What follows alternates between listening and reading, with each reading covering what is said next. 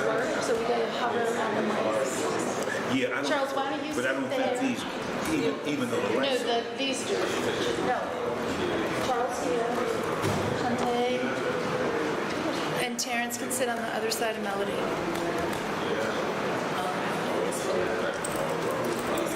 We're just gonna cluster in. If you and Charles want to switch, that's fine.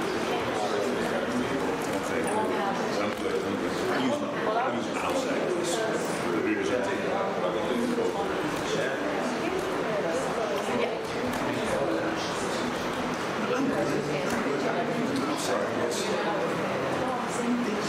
You're gonna do some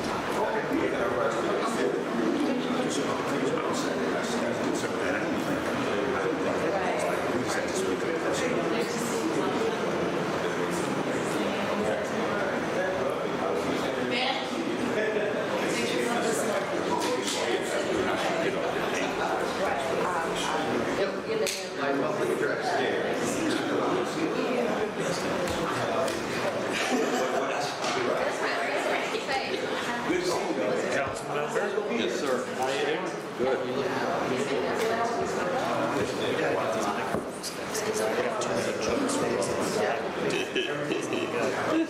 How much silence? Counselor? Yes. How are you? Good, Judge. How are you? No complaints. Did you find her? Was she back there? I didn't, but I left for a note.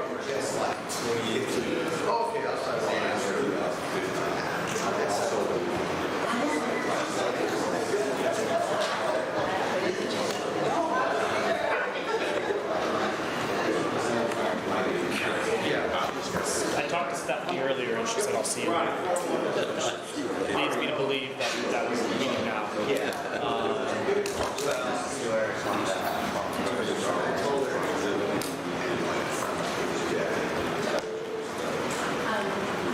So you're on the hot seat, huh? You're one of the... You know, it's true, I'm sitting here thinking about saying myself, he asks questions, I'm not the one asking.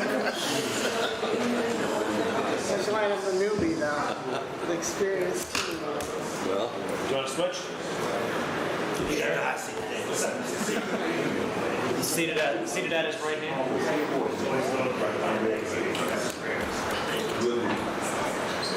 How you doing, sir? Fine, Councilman. How are you, sir? Councilman, how are you? And I'm giving my team members so who's gonna lead off?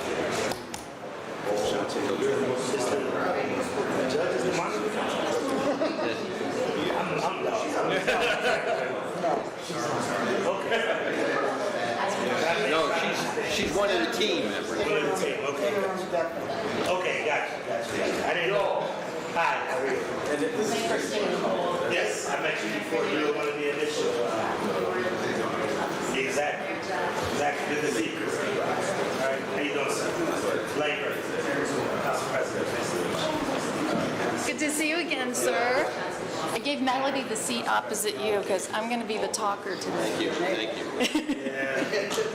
How you been?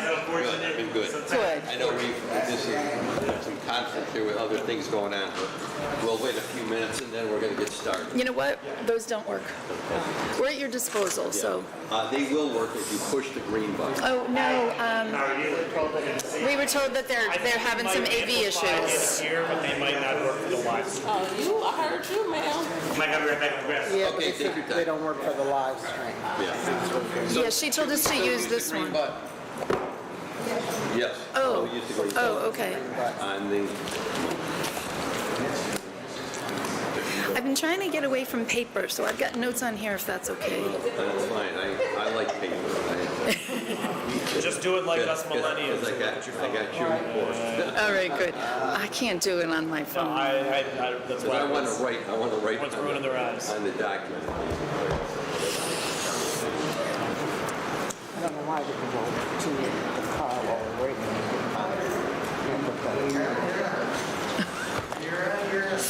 And I'm not a millennial either, counselor, so.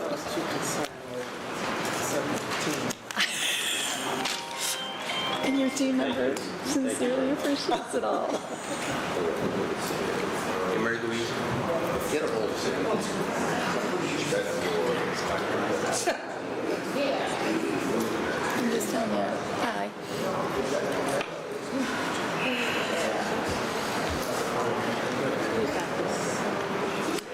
know, I think so, but still.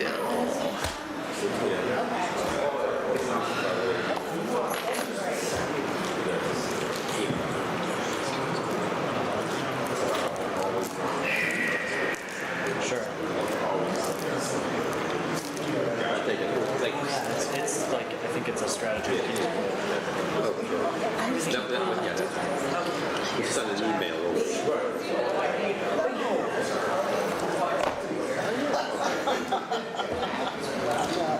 It's all soft tissue though.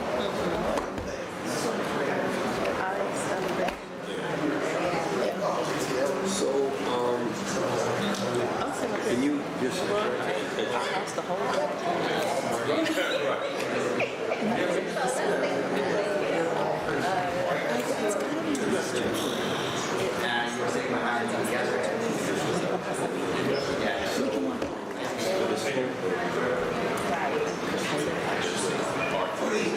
I'm sorry. You are still with Hogan Love. I've never been with Hogan Levels, no. I think the introductory portion just states that since the period was when he was still on board, it's jointly. Thank you. I see why you're asking that question. Yes. The bulk of the work during this reporting period was when Mr. Racine was the monitor, so we thought it made sense to file the report that way, and the letter is jointly signed. Thanks. Thank you. You're welcome. As soon as the council president walks back in, we're going to get started here. Okay.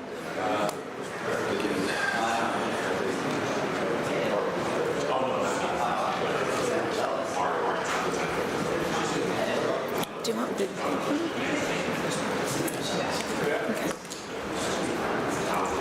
You know, no, we might as well just get started. I know some of my colleagues will okay. Here he is. Good. Thank you.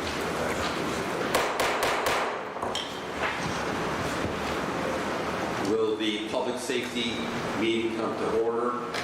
Ladies and gentlemen, this is a special meeting of Cleveland City Council Safety Committee.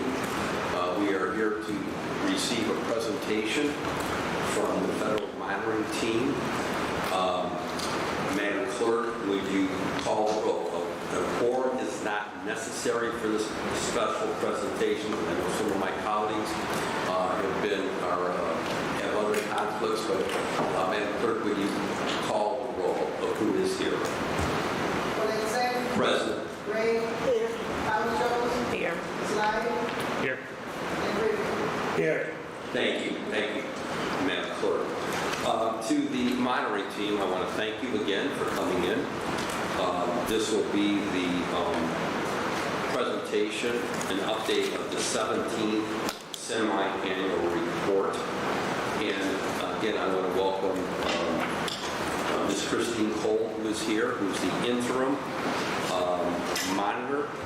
Is that the proper Yes, sir. description?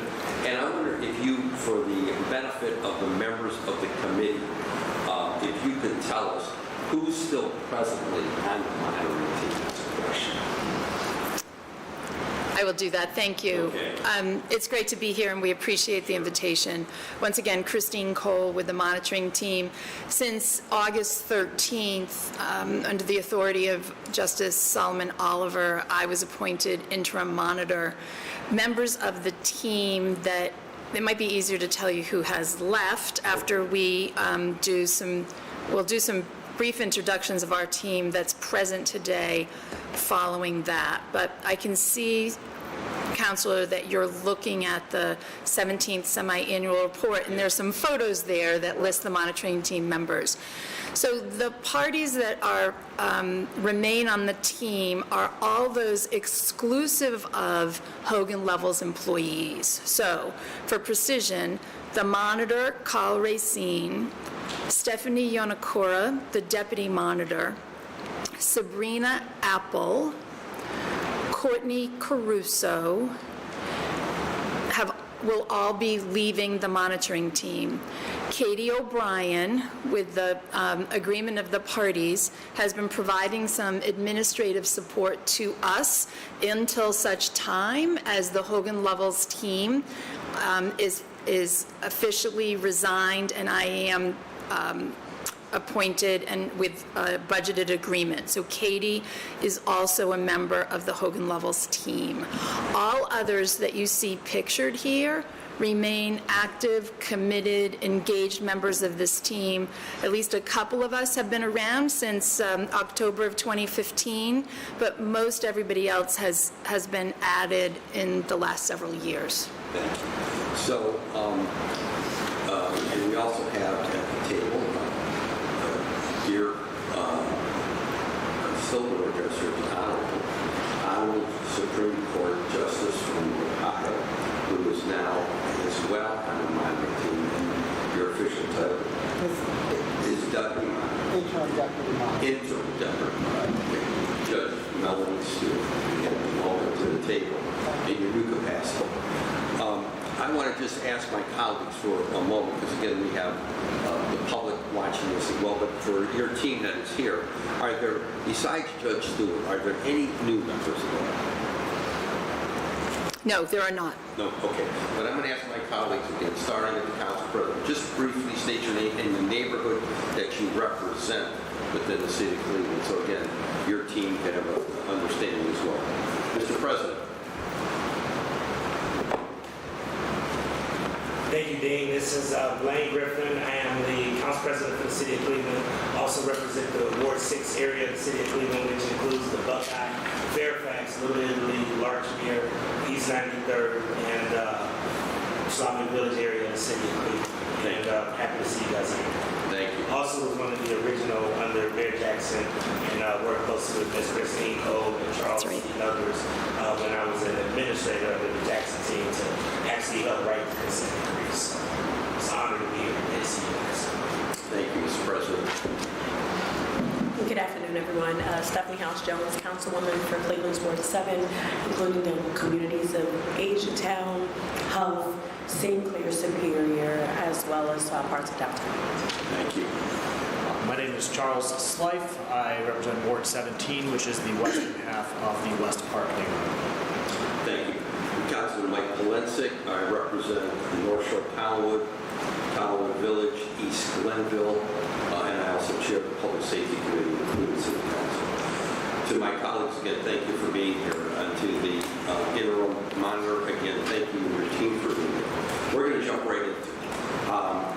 We were very impressed collectively with regard to the last presentation that was made. It was very helpful because you went point by point where we have compliance and where we still are deficient within the Cleveland Division of Police. I meet with as chairman of the Public Safety Committee, I meet with the safety director weekly, and I met with him again today because we meet every Tuesday. But I also am heavily engaged with Dr. Anderson, and I listened quite intently to her presentation, her team's presentation. And what I heard from my most recent engagement with her is that she believes and her team believes there's been significant progress within the Cleveland Division of Police. And I totally concur with that, and I will tell my colleagues and anyone who's viewing this from the public that the Cleveland Police Department today is not the same department it was 10 years ago. That, to me, is very clear. Training has improved, accountability has improved. The professional conduct, I could go all the way down the list, but I've seen just a tremendous change in the division of police. Something as basic as recruitment has changed. That's right. Which is, and I want to commend the mayor and the safety director and his team for what they did to advance recruitment, which has been a major problem. It continues to be a major problem. But on the other side of the equation, my discussions with the council president have been from day one, what can we do internally to support the Cleveland Division of Police? So everything we've been asked for, that have been asked of the council, we have done that and then some. We did the body cams, we did the dash cams. We've installed more safety and security cameras throughout the city. We're going to do more. We've supported the hiring bonus. We supported increasing the age for individuals who become cadets. We've increased the pay. So we have taken corrective steps and actions in partnership with the administration to make the Cleveland Division of Police more attractive for individuals. But as I continue to say at my neighborhood meetings, we cannot force anyone to join the Division of Police. But we want to create a welcoming environment. And so again, I'm saying to folks who might be watching this at home or from wherever, we want as many Clevelanders as possible to apply for the Division of Police. We want a police department that is reflective of the city. There's no discussion about that. Right. Disputable. We want a police department that reflects our city, and we need more women. We need more minorities. We need folks who can speak multiple languages. So we are supportive, and we're going to do everything we can. We're going to go into the budget process toward the end of this month and into November and beyond. And I can tell you from my engagement again with the Council President, we're going to do everything we can, and my colleagues, to support constantly improving the division. So I'm going to stop right there, and I'm going to ask you to get right into Well, great. the nitty-gritty. Great. Well, thank you. I've introduced myself, and Melody Stewart has a moment. I'd like to just start at the end here with Terrence Gordon. Maybe just identify yourself, and we'll go down the row so that people at home know who's here and the credentials that we bring. Good afternoon, Council. Thank you. Mr. President. My name is Terrence Gordon, retired chief of police, and I'm on the monitoring team. From what city? 25 years in Milwaukee, Wisconsin. I recently retired, however, from Florida, Colorado. Thank you. Good afternoon, President and the rest of the council. My name is Shantae Boston. I have been on the monitoring team since 2022. I am a retired assistant chief, and I come from Milwaukee, Wisconsin. Thank you. Good afternoon, council members. My name is Charles C. I'm a member of the local monitoring team, have been since its inception some 10 years ago. It's a pleasure to be here with you this afternoon. Thank you. Anyone else? Most of our other members are not here today, and with a very good excuse. We're being very cognizant of time and money. Most of our team was here last week, as a matter of fact, conducting an on-site assessment. They were working very closely with the training division or the training unit, looking at recruitment and hiring activities, and you've already mentioned that. So the other folks who are not here include people with PhDs, retired chiefs of police, and people with law degrees, though they're not here because of their legal prowess. They're here as data scientists and use of force experts. So I think we've got a great team, and as I said, every single one of them has committed to be a part of our team in an ongoing way, and looks forward to continue to work with all stakeholders in the city as we work towards compliance. Thank you for your initial remarks where you've talked about the support you've given to the Division of Police. We recognize it, we appreciate it, and I dare say they and all its members do too. As important as it is to have support, financial support in order to be a modern, fully equipped police agency really matters. So again, thank you for that. So as you've already stated, this is our 17th semi-annual report. It was filed on or about September 15th of this year, just about 2 weeks ago. And what we'd like to do is quickly go through these slides and then return to one of them for more detailed conversation, if that's all right. So as you well know, paragraph 379 instructs us to make presentations to the community. We meet with the community quite frequently, the commission, and we're happy to be here with you to continue to inform the public and get reactions about our work. Mr. Clerk, hold this mic, that one, look, the one with the green. Closer? Hold that a little bit closer. Sure. I can't tell, I just want to make sure the public is hearing this. Okay, great. In this brief PowerPoint, we've got, we're going to talk about progress, we're going to talk about the report ratings, we'll give you a snapshot of our activities in 2025, and then give you a snapshot of assessments. Assessments are key to us moving forward to be able to say that that the city is in compliance, so we'll go into some detail there. This is an excerpt from what's in the report. This is the slide that I want to return to for greater, more detailed discussion.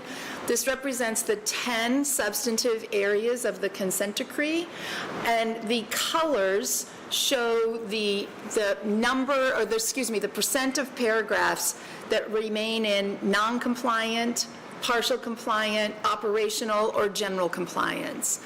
In case it's not clear, we're striving towards the far end, that green color, the lighter green color of general compliance.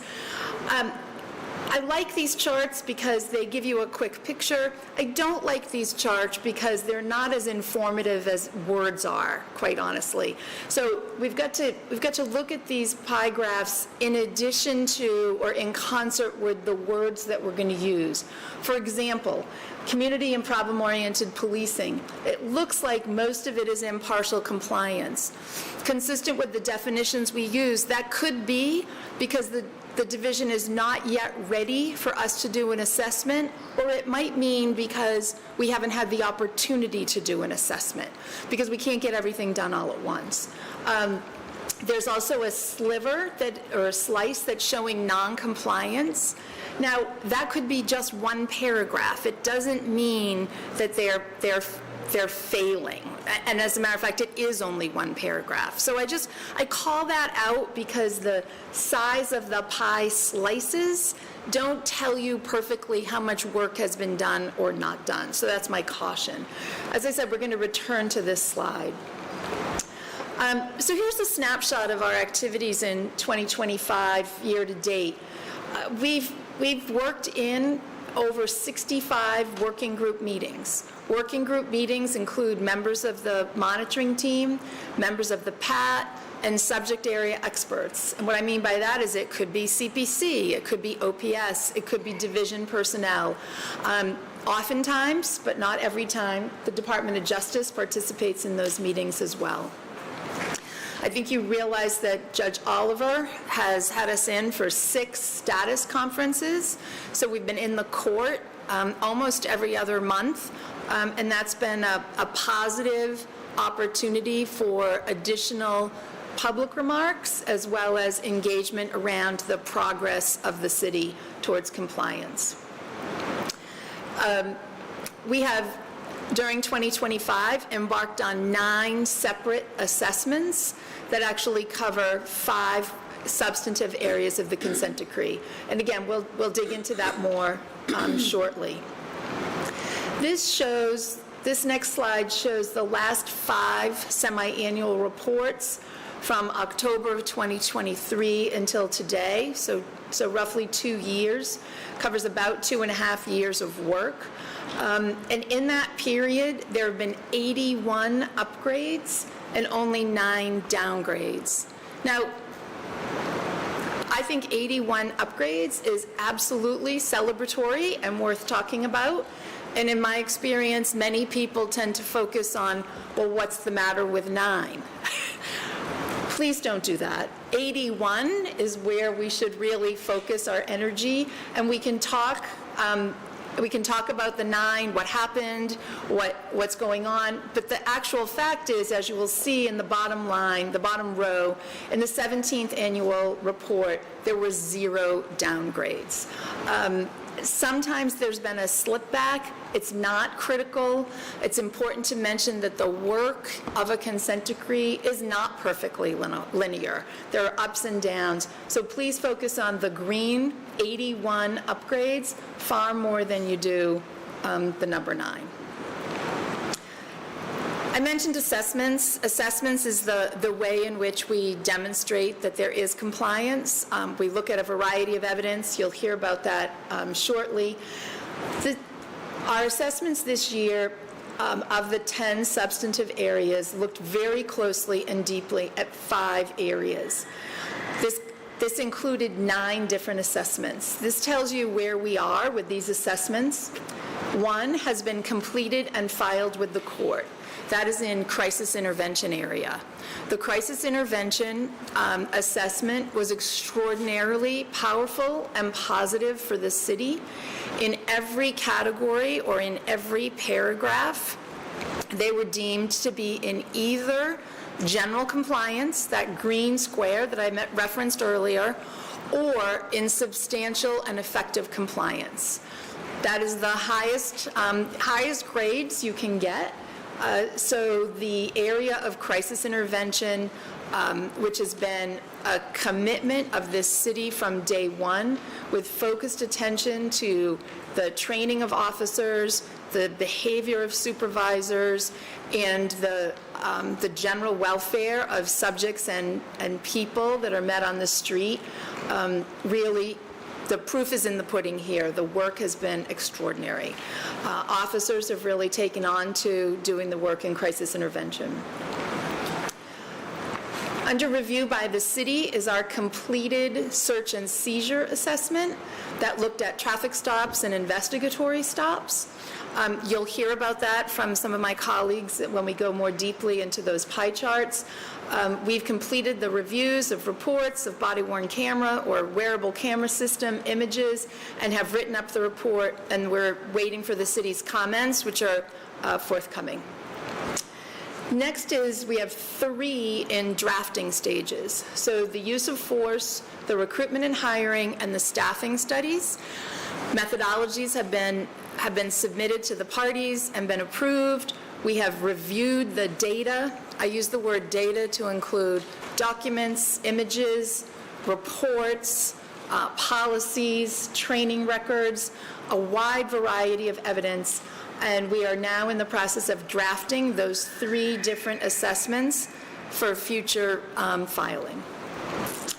We have 2 assessments where the monitoring team members are what I'll call in the active review stage: equipment and resources and training.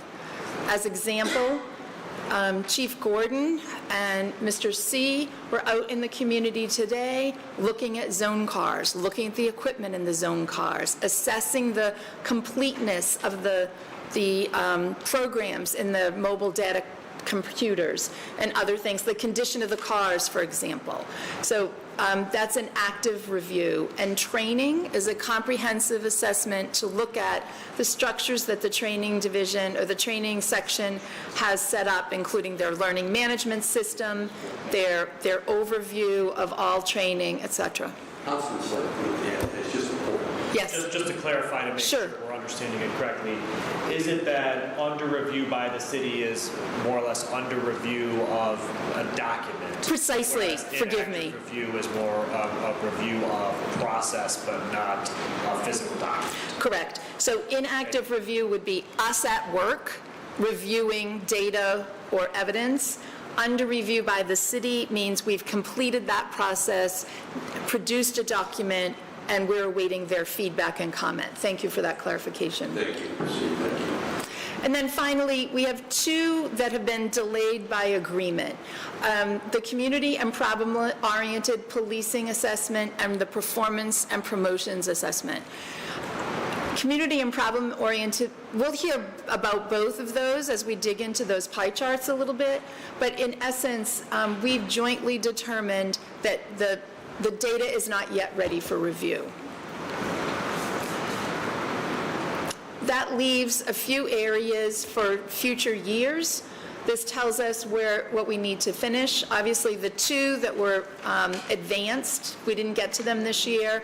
And then the 5 remaining areas, community engagement and building trust, bias-free policing, accountability, transparency and oversight, and supervision. So those are the assessment areas that remain. And we're in active discussion with the city about the timing of those, what's most ready or ripe for assessment. Any questions on that before I go backwards? Other questions? Keep going. All right. I'm going to go back to those pie charts. And with the help of my colleagues, we're going to endeavor to dig more deeply into each one of these. These areas are defined by the consent decree. The outline of the consent decree holds these out as individual sections, and we use that model as we review them. I'm going to ask both Mr. C. and Ms. Stewart to jump in on this one, community engagement and building trust. We look at this as both the activities of the Community Police Commission, the district policing committees, and the interplay with other stakeholders. Mr. C? Yes, thank you very much. Good afternoon again, Councilperson. Push that button here. Yeah. Thanks. And Charles, move it, put up your, right You up. gotta get your face in it. Thank you. Is that better? Yes. Yeah, good afternoon again. In the area of community engagement and building trust, to give you a quick summary, Cleveland Division of Police continues to strengthen its efforts to build trusting relationships with the community. We're very pleased to see that CDP outreach officers attend community-sponsored meetings and in some areas participate in planning such meetings and facilitate the attendance of patrol officers from the neighborhood to interface with residents and become known to them. CDP officers also participate in a number of community events, Coffee with the Cop, community district policing committees, block club meetings, and playground visits. We've seen certainly an uptick in police officer engagement in the community, which we're certainly pleased with. Identifying some areas of progress where time permits, officers engage with residents in community and non-law enforcement encounters. Stopping a patrol car for a friendly chat with residents, walking through playground areas to say hello to gathering youth. And that's been an improvement where we've seen officers with time permits be able to get out of patrol cars, walk through playground areas and engage youth. Stopping by residents' areas in homes for a brief, what we refer to as porch chats. These activities, although limited, serve as to increase trust and strengthen relationships between CDP and many in the community. Through informed contact with residents, officers are improving their knowledge of residents' desire and support of constitutional policing, and that's been big.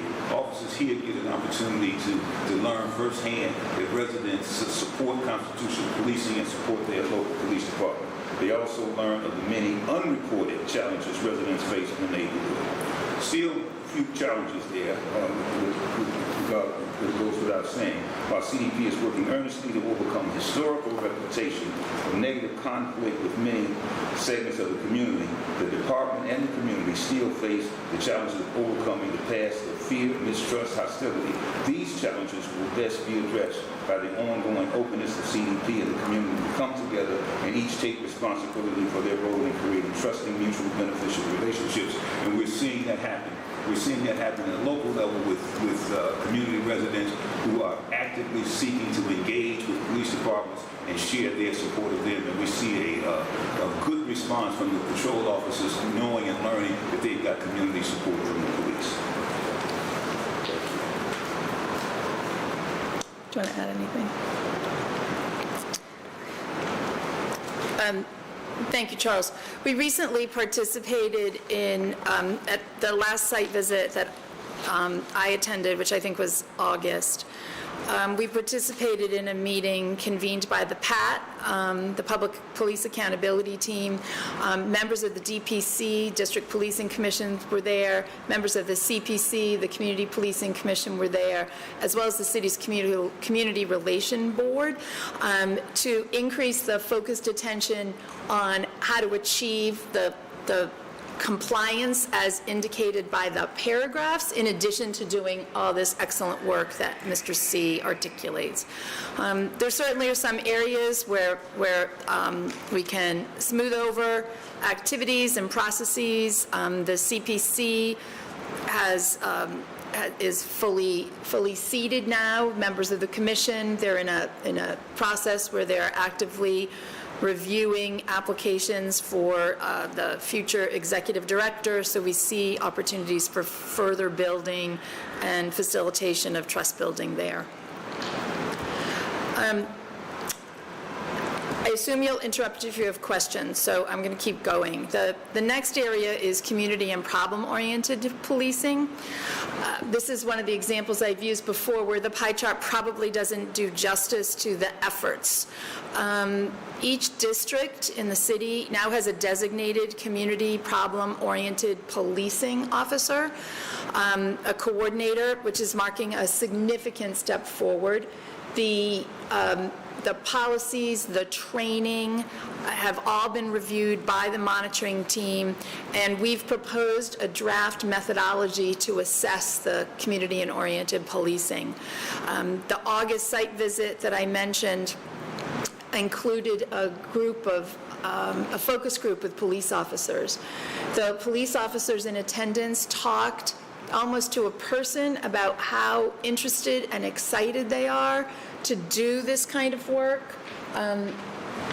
Chief Boston was in that meeting. I don't know if you want to add to any of the things we heard from the police officers about the pleasure they received from doing community work. It was very powerful the way they all spoke about it.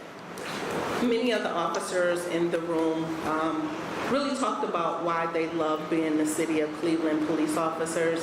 And the main thing that they really like doing is working with the community. Some of them started to talk about the positive feedback that they're getting from the community, and they said that that has really empowered them to allow them to know that they're doing the right thing and they're here for the right reasons. That's right. Thanks. Thanks for that addition. In the coming months, we expect the CPC has approved the CPOP training, so that's going to be rolling out during this quarter, say October through December, to all personnel. Bless you. And that will increase the uptake and the involvement of the CPOP officers. The other thing that's happened is the CPOP officers are recording their activities in a way that they can create sort of a knowledge hub and learn from each other about the work they're doing. The next area is bias-free policing. This is a critically important area, and it's a difficult area to get one's arms around, right? Because it's very difficult in 2025 to talk about bias and bias-free without people feeling that if we in society are critical, that we're making an allegation that they're racist or biased, and it's really not that at all. We need to be sure in policing in Cleveland and across America that decisions are not being made based on a bias, and that's just a very difficult thing to measure. When we talk about some of the other areas where members of the monitoring team have carefully reviewed body-worn camera images, wearable camera system, you'll hear about their observations. This is an area where the division is going to be rolling out training. We learned today that they've made arrangements with an outside professional who is extraordinarily good at both the training and the data analysis to help understand the bias-free policing. One example that those of us in this business use, and I'm sure either Terrence or Shantae or both of them can talk about this, often in a police department you see disparities with stops. And usually we can explain those disparities. For example, if a particular neighborhood that's populated disproportionately with people with orange hair, there may be an increased number of stops in that neighborhood of people with orange hair. It makes sense because it's focused on the subject description. There's an explanation. What we look for is, does that explanation period end and behavior continue, right? And so it's a very difficult thing to sort of measure, and it's very important to anybody who feels as if they've been profiled or stopped without good cause, and we absolutely appreciate that. You don't need to, but I don't know if there's anything you want to add to that. Terrence, please. Just briefly, and when it comes to disparities, we truly have to be careful. We're not just about 30 years, and I've never seen a major metropolitan area where the numbers would show that there is a disparity in terms of police activity. So it's incumbent on the city and the department to be able to tell the story. Now, some of that, is it truly disparity? Is it truly biased policing? Yeah, of course, in some instances and in some places. But it's incumbent on the department to be able to explain that police activity generally follows cost of service, which they can't control. Police activity follows victimization. And the largest disparities are going to be in victimization rather than police activity.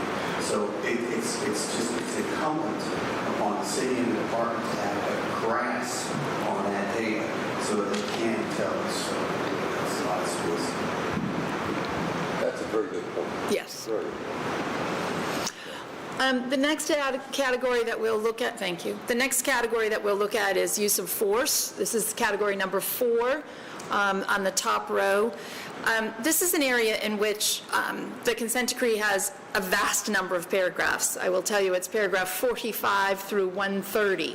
There are many, many paragraphs. We've broken those paragraphs into some very specific sections, and we are now working on drafting the final report of this assessment. Again, I'm going to invite my colleagues to jump in at any point. We've looked at every level 1 and level 2 use of force case from 2024.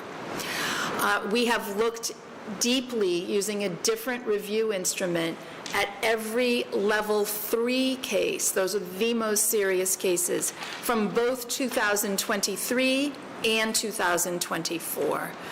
We regularly observe, either in person or view or remotely, every force review board meeting. Those are 3 different parts of this enormous section called use of force.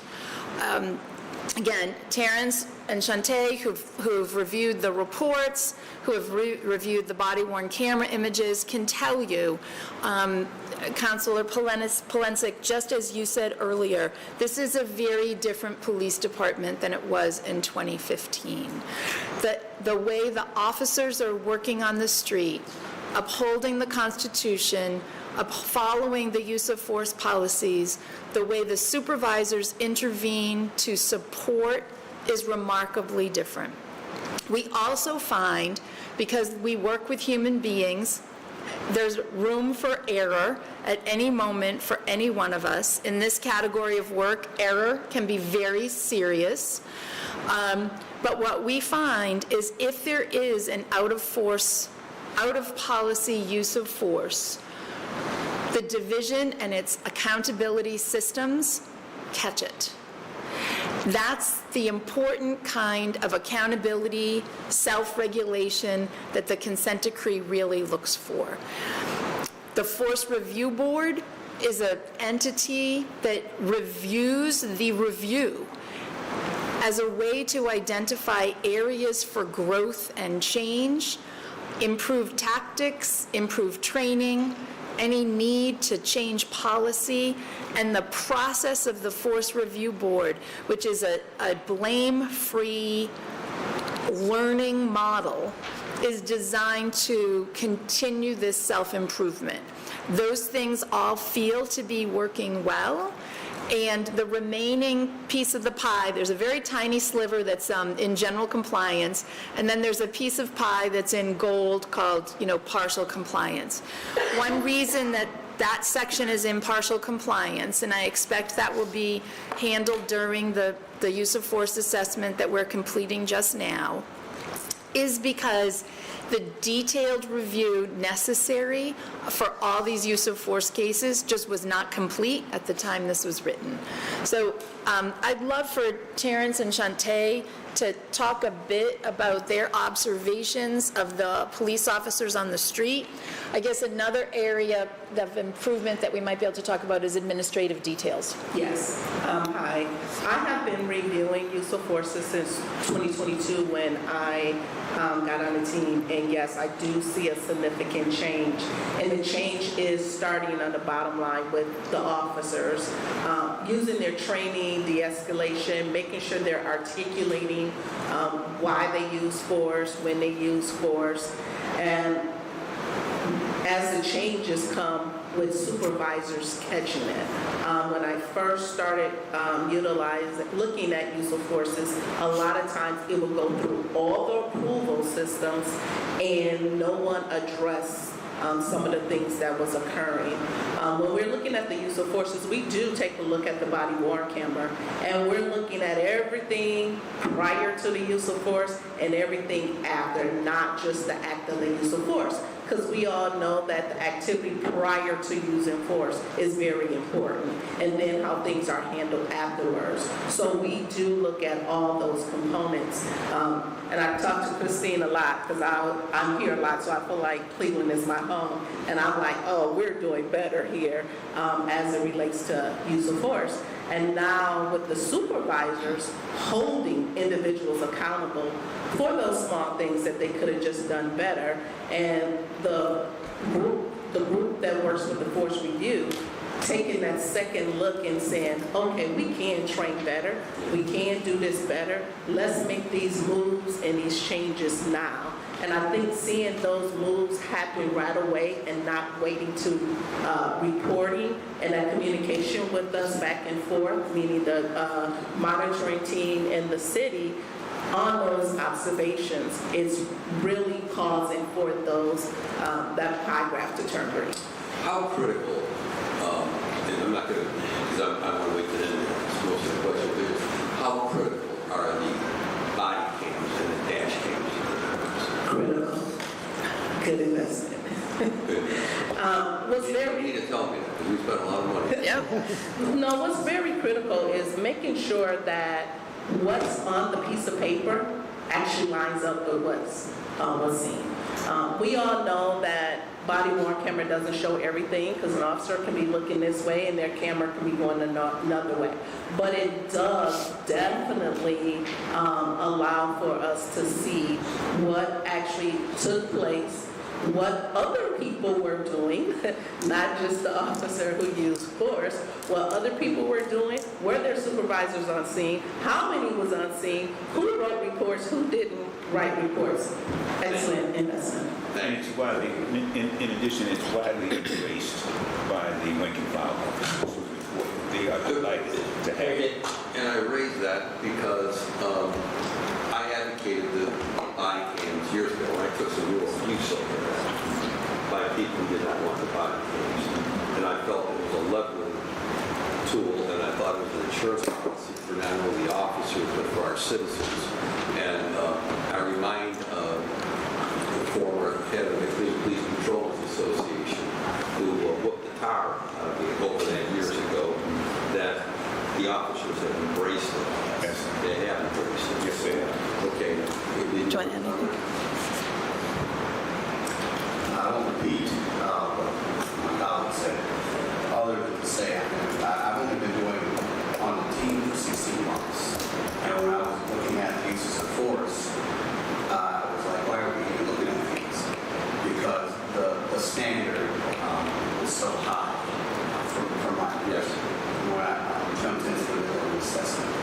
I also like to say that what makes the assessment valuable is not just the report, but the communication between the team and CDP during the assessment. That's right.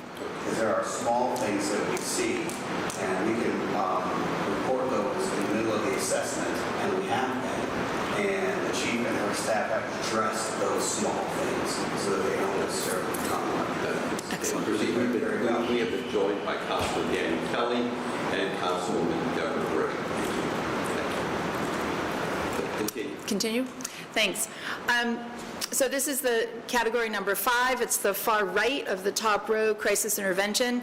I spoke about that earlier. We're really pleased to have filed the report with the court on Friday afternoon that reviewed all of the crisis intervention paragraphs, and as I indicated earlier, every single one of those paragraphs is in either general compliance or full and effective or substantial pardon me, I just spaced on the language, full and effective compliance.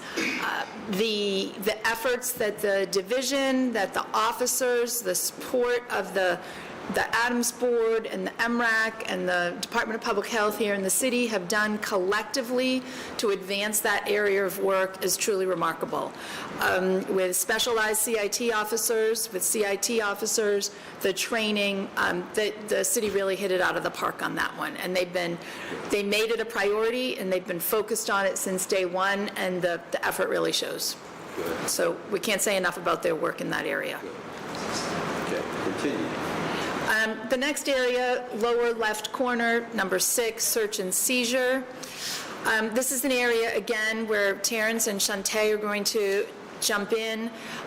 We reviewed close to 650 cases out of a possible 17,000 stops that happened in the city in 2023. Thank you. Sorry, I had a little brain cramp there.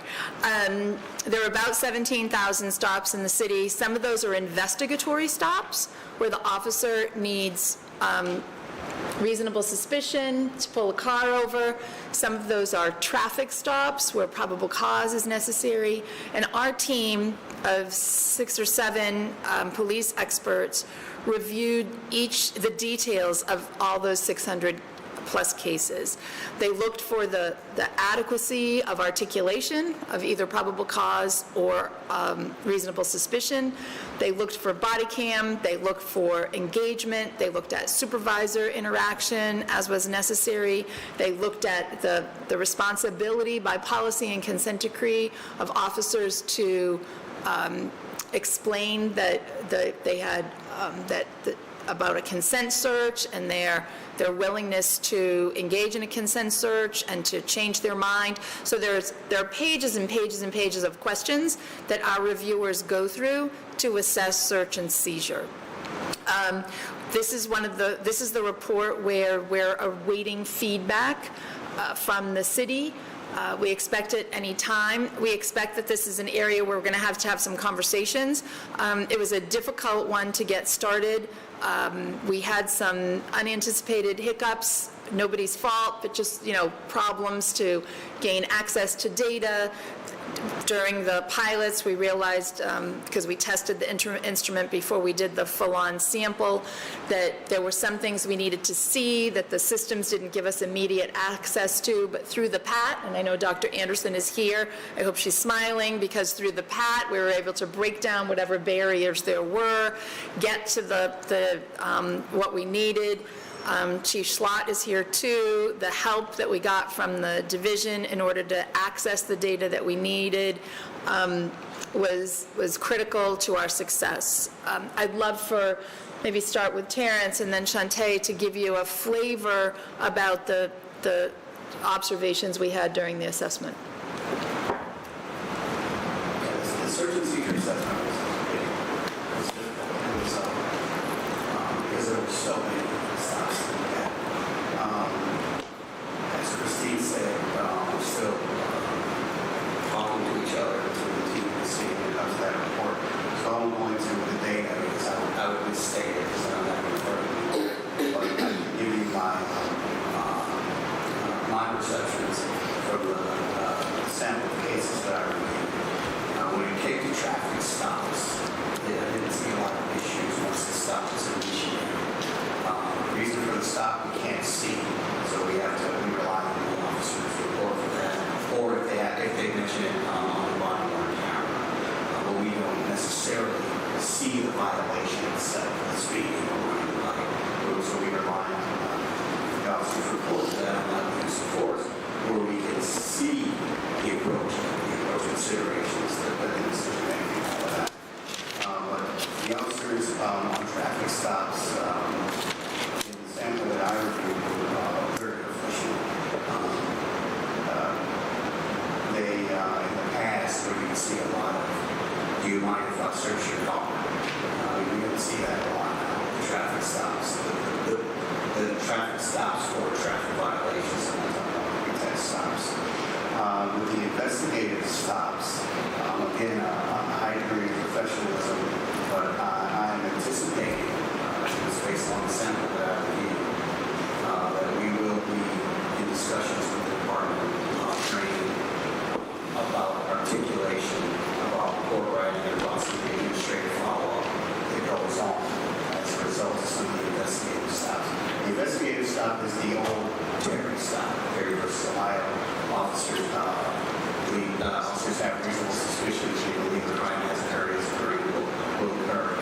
And so based on... Chief, you need to talk to the microphone, could you? The public can't hear. I'll pull this one closer. Is that better? This one? But speak to the boom, because the boom microphones pick up, so just Okay. flash the camera. Speaking to that, You'll be fine. I got it. Nice. A judge holding the microphone. What a team. As I mentioned, I expect that there will be some further discussions about training and articulation when it comes to those stops. Because without proper articulation on those stops, in court, if it's not in a report, it didn't happen. So that articulation needs to be there, and there's some work that can be done. Thank you. Appreciate it. You Continue. found that with the body cam and the articulation together.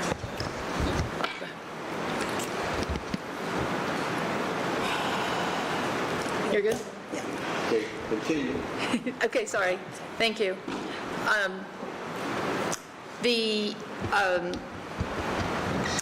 I just was thinking when you were talking, Terrence, I recall you saying that on traffic stops you found officers to be almost helpful, which was kind of a fun story that you shared with me. Exceedingly helpful. I mean, to the point of there was a lady who had her license plate in the car with her in a big envelope instead of on the back of the car because she didn't have a screwdriver. So the officer went and got a screwdriver out of his car and put it on. That kind of thing. I would see stuff like that on a regular basis. That's good to hear. Yeah. That's very good. So our next area, number 7, is accountability. This is another area that is actually pretty enormous. It includes areas of internally detected misconduct. Those are cases that would ordinarily go to the Internal Affairs Unit. It includes the work of OPS and PRB, and it includes the disciplinary decisions that are made by either the Chief of Police or the Public Safety Director. A big area of this work is we've got a number of people involved in this area, but a big area, particularly internal affairs, is an area that Shantae has been working. And so she can talk about that a lot. As you probably realize, there's a new internal affairs superintendent, not so new now, but new during the beginning of the year. Superintendent Jennifer Myers, who's been great to work with and is spending a significant period of time with Shantae in terms of picking up any pieces that prior assessments had indicated were loose ends and needed to be further developed. And she's working really hard to demonstrate compliance in a number of categories. The area for upgrade, Shantae can tell you about that. We refer to it fondly as paragraph 179. Lovely 179. I've been working with Internal Affairs since I've been on the team. 179 specifically talks about the onboarding of the investigators. We all know we want our Internal Affairs investigators to be people who have great investigative skills, have a reputation of integrity, they are fair, they're objective, they can call out if there's misconduct or call out if there's not misconduct with the complaint that they're investigating. I was happy to say that we reviewed a lot of documents looking really deep into the investigators that have been onboarded and can truly say that the members of the Internal Affairs section at the police department are members who should be in that department, that we know is going to do investigations that's fair and that's going to make sure that complaints are investigated correctly, fact-finding with no bias in there. We're also working towards the next period right now on training. making sure that every single person that walks through that door has the same consistent training, that they're doing investigations the same when they come in, making sure that there's annual training, and that if there's any spot training that needs to be done, such as need help with interview skills, need help with some type of already writing skills or improvement, that is ongoing. Training never stops in the internal affairs, always looking at what's best for the citizens who make those complaints, as well as the members of the police department. Thank you. Thank you. Okay, move forward. Continuing in this section of accountability is the Office of Professional Standards. It's really important to mention that of the 6 months of this reporting period, 4 of those months, OPS was led by an interim administrator. During the period that she was interim administrator, productivity among the investigators increased significantly, and this was accompanied by, happily, a reduction in any backlog. The details in the report about the several upgrades related to OPS operations are well spelled out. I don't need to read to you exactly what's in the report, but there was a lot of work happened in this area of accountability during the last reporting period. Transparency and oversight is the next section. This is section 8. There was the Inspector General, Shailene Argawal, was hired during this reporting period. She's a direct report to the Director of Public Safety. It's the Inspector General for all safety services, and we've met with her several times, and she's been involved in a number of things that seem to be hugely appropriate for that role. This is a very brief section of the consent decree, transparency and oversight. Several of the paragraphs relate specifically to the IG. Also, we want to call out the work of the city's open data portal and the urban analytics initiative. I had the AI in my head, and I knew it wasn't artificial intelligence, so thank you for preventing me from stumbling, though I did fess up anyway. It's been a huge resource. We use it. We have evidence that the public uses it, so it's a great resource. Officer assistance and support is another very large area of the consent decree. It includes 5 separate sections. I'm not going to try and name them all, but it includes recruitment and hiring, resources and equipment. Oh my goodness, I do have to. Training, thank you. And evaluations and promotions, thank you, team. And staffing. So this represents 5 of the assessments that we've been working on this year. The area is so big and distinct that we've broken them into different areas. So several of these sections will have a completed assessment within the next several months, and they're looking pretty good. I mentioned that staff were here last week doing the recruitment and hiring work. Terrence has been doing the equipment with Mr. C, equipment and resources, and that we've agreed to delay both the performance and promotions and the performance and promotions assessment. The reason we've agreed to delay it is the city has been working with a vendor called Benchmark Analytics. They've given us a demonstration online of the work they're doing relative to the performance appraisals, which looks really exciting, easy to use, and certainly incorporates all the criteria that the consent decree requires. And the promotion process, there's a draft policy in place, and we're waiting to see how that shakes out before we can complete that assessment. So things are in play, people are moving, people are working, which is the most important thing. The final area is supervision. I think you've heard a little bit about that already through Shantae and Terrence and their observations of the body-worn cameras in the crisis intervention cases, the search and seizure cases, and the use of force cases. We are seeing consistently supervisors be more engaged. There are other administrative responsibilities that fall to supervisors in the consent decree, and that will be the subject of a future assessment where we look more deeply into those elements. Another key area of supervision is the officer intervention plan. This is another area where the city is working with Benchmark Analytics to develop this computerized relational database. The officer intervention plan is a really important human resources development that helps identify officers that could be in trouble before serious harm occurs with them or because of them on the street. It identifies things in a way so that supervisors can do intervention, one-on-one, personal, to make sure people are okay. It's health and wellness, it's a human resources, and it's a benefit to officers. So we're really excited to see the OIP developing. It's also a key management tool that's really important for the chief and her command staff. Those are the different areas that we want around to see if anybody feels like I've missed anything big.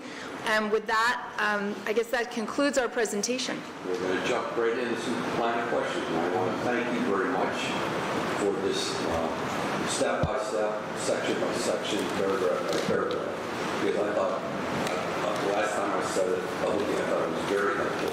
It's very helpful, again, presentation for us in the city council. So let me ask you just a few questions. Some of these have come in from outside that have been directed to me. The monitoring team community engagement. Describe your process. How do you engage the community? How does the monitoring team engage the community? I'm going to look to Charles to help out here or augment my remarks. I'd say we participate in community meetings when members of the community have invited us to participate. We convene community meetings, and Charles can talk about how he's done that and the process he uses. We observe or participate in community meetings to the extent of, the DPCs, and I mentioned earlier that we're working with the CPC, the DPC, and the CRB, sorry for all those letters, working together to improve the kind of outreach they get. I also add officers to the list of community. I look forward to doing more work with officers so they from us hear directly about our activities. Shantae referenced the officer meeting that we had at the, I think it was 2 meetings ago. And members of the clergy we've met with a number of times over the years. Yeah. Charles, you want to add anything? I think that about covers it. And, we attend a lot of community groups, as it was indicated, we convene some of those community meetings, but we become aware that there is a community, like Citizens for Safer Cleveland, for instance, they hold quite a few community meetings. We'll attend all of those and engage and present when we're asked to. We engage on the street with citizens. I'm always out asking folks, what do you know about the consent decree? How do you feel about it? What's happening? So we've got one-on-one engagement with community as well. But is it at your meetings, is it basically the same folks in attendance? Say again, please. Is it at your community meetings, is it basically the same folks in attendance at your community meetings? Basically, but we do see new people coming in from time to time. Okay. I talk to every Uber driver and taxi driver and And so you would be able to tell us where those neighborhood meetings were at? Yes. And how many people attended? Yes. Who keeps track of how many people? With the ones that I attend, I do. Okay. Right, the district policing committee meetings, Yeah. coffee with a cop, all of those. So if you could start, with whatever you can provide to us, but in the future, if we could keep track of that, because that was one of the questions that was posted. And again, I assume, this is a question, the meetings are open to the general public, correct? That is, the ones that I attend, they're Yeah. open to the general public. Including they're open to the city officials and city departments. Yes, the ones that I've attended are. That's what I thought they were as well. And so I'm just trying to understand. So again, specifically at the neighborhood meetings, if you're asked to make a report, you'll do that. Yes. Other than that, you just want to hear the concerns of what's coming out of the community as it pertains to their perception or engagement with the Cleveland Division. Exactly, and how, and not only what the community concerns are, but the officers, how they're responding to that, how they engage with the community. Okay. On the 10 categories, I want to go back to supervision, because the last report that we had that was presented to us officially at the table, it seemed like we have the same, almost the same percentage of area in the red. And so when I look at, let me get back up on my screen here, if I can. And it also has the highest number of, let me go through it here, report. It also has the highest number of categories in non-compliance, which are, let me see, 9 areas of non-compliance. And I don't have the previous report in front of me. Was that very close to the previous report as well? Areas of non-compliance? I believe it's identical, and I can explain why. It's not a failure of the division to advance. It's a matter of timing. I mentioned that we have 9 assessments happening simultaneously. We just can't do every single one of them at once. And we can talk more deeply about the assessments, but the amount of time it takes, depending upon the assessment, to look at body worn, look at reports. We don't have the capacity with our current staffing on the monitoring team to do more simultaneous assessments. So that is absolutely not a slam on the division at all. Again, I wanted that covered because we all know that who sets the tone in a department? It's the supervisor. Yeah. It's the brass.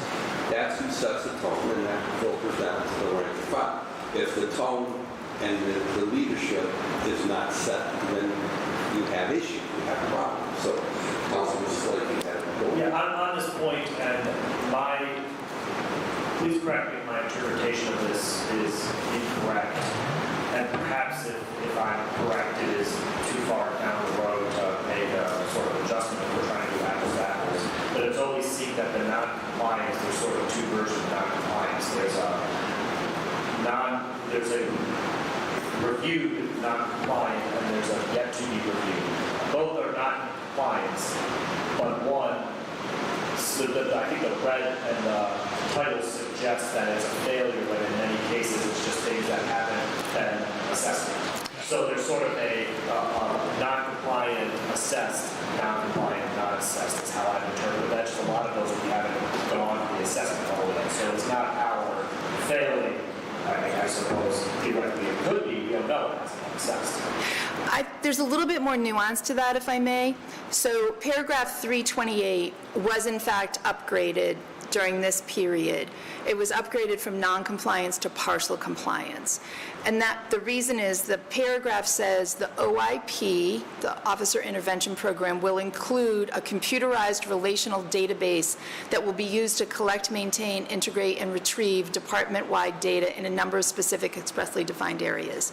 They moved from non-compliance to partial compliance because it didn't even exist as an idea in the prior reporting period, but they made sufficient progress that it was no longer being ignored or not addressed, right? Something more than no effort was happening to get this computerized relational database.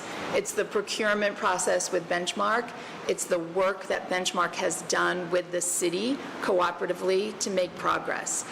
Paragraph 327 says CDP supervisors will regularly use OIP data to evaluate the performance of CDP officers across all ranks, units, and shifts.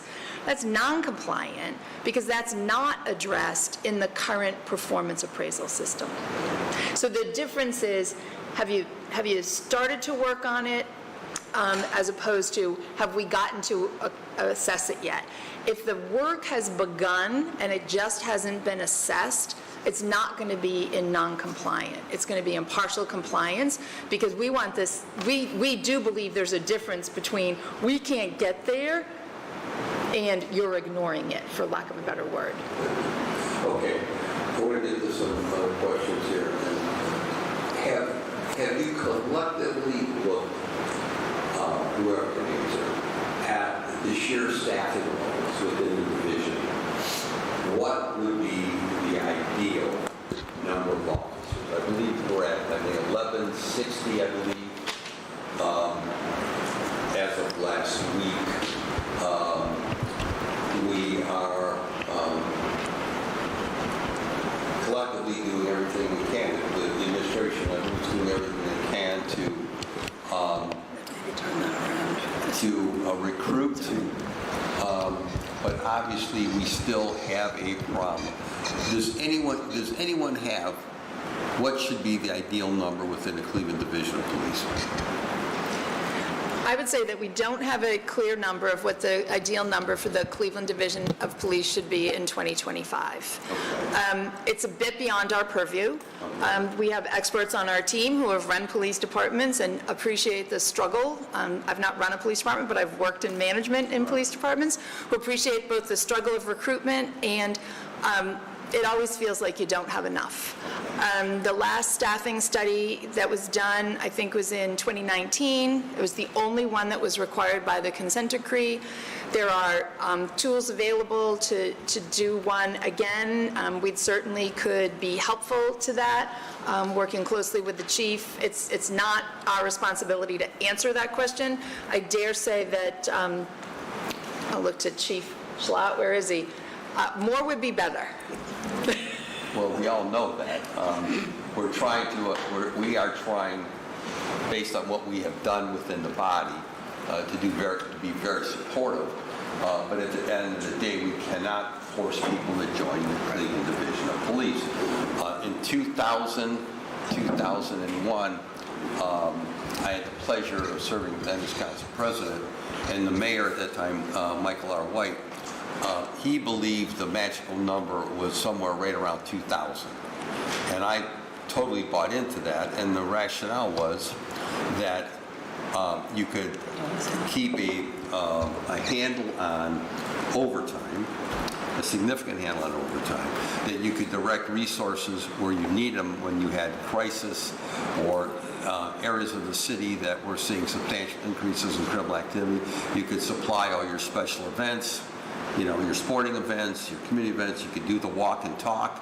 Again, park the cars and walk in neighborhoods, community engagement. And you could also be engaged within the schools, as we once were, through the DARE program and some of these other things. So we got to 1,936. And I remember that number specifically. And then the mayor left, and the new mayor came in, and there was a massive layoff at that time. And we've never recovered. We've never recovered from that point. And then we went through financial times, and then we all know what we experienced, not just us, but nationally as a result of the George Floyd homicide that took place. So at the end of the day, we have collectively, all of us have been promoting recruitment, but it's a difficult challenge. It is. And so at all the neighborhood meetings we go to, what do we hear the most frequently today? They want traffic enforcement. They don't see traffic enforcement anymore in the neighborhoods. And and to the chiefs that are here, all the old, quote-unquote, old-timers that I speak to, and former chiefs tell me collectively that law enforcement starts with traffic enforcement. That's where it starts. In the street, that's where you set the tone. And if we don't have that, it creates problems for us. So again, maybe at some point the monitor needs to look at or a recommendation, a suggestion to us collectively, both the administration and the council, as it pertains to the number. What would be the ideal number of officers based on our population, based on what we're dealing with? The last point I want to make, I guess, is the elephant in the room. You are on board until when? The monitor. That's a process in which we're currently engaging. With the DOJ or who? With the city. The city. And the court and the DOJ. Okay. So explain to me the mechanics of that. the city would not have any say-so if the DOJ says the program is over, the oversight is over, correct? There's no indication that the DOJ is going to say that. You don't have any indication? No. Okay. Because we've heard different things. So we're trying to get a better understanding as to, because I think, you know, again, I would hope you would concur. The council, we've looked upon this as if we're partners. We look upon this as partners in this whole process. And we're very much aware, as I've stated before, where we were many years ago and where we are today. But as of today, we have spent, just in this area of the federal monitor, we have spent over $10 million. And so when you look at all the other sections that we created as a result of the issues that we were confronted with in the city, we have spent a substantial amount of money on oversight. And the challenges that we're all confronted with today is that I'm afraid every morning to turn on TV to figure out what's going to get cut next on the federal level. Understood. I'm seeing things as a senior member, I'm seeing things cut that I would never have imagined would be cut. You know, you cut food banks, you cut libraries, you cut public education, Medicaid is under attack. We're looking at a whole bunch of other things that we're confronted with. And as the council president said yesterday in our gathering here within the body, the days of the ARPA funds, American Rescue Act funds, those are gone. Yeah. We're never going to see them again.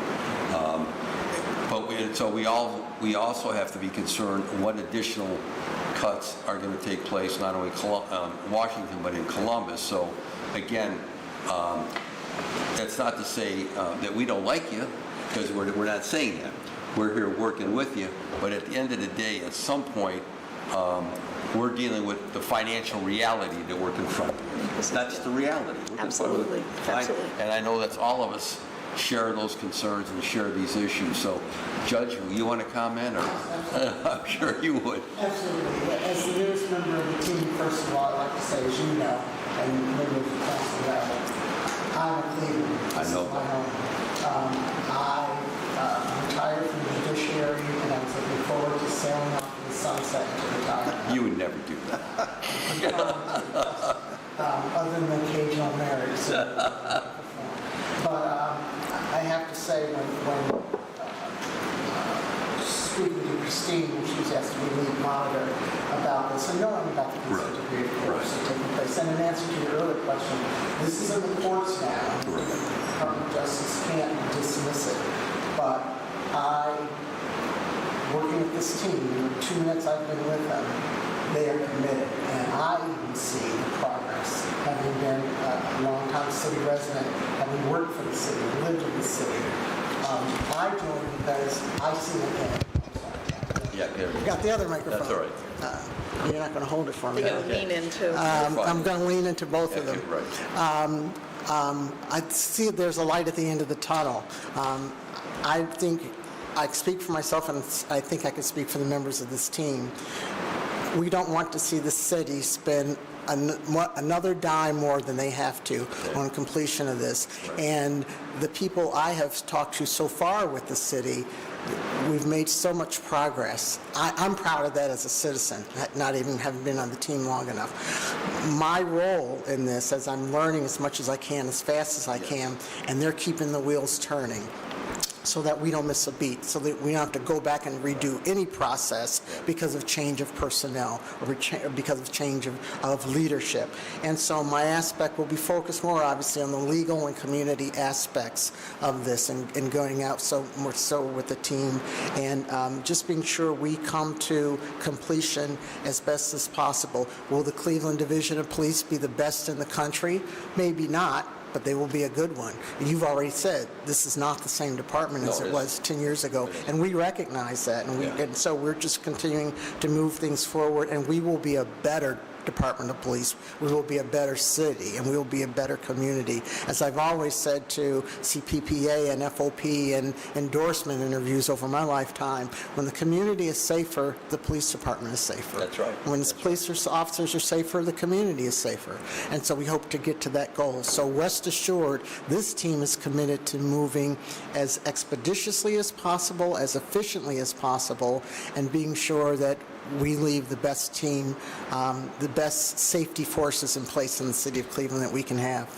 And I appreciate your comments, Judge, and you've been known for your upfront and not mixing words.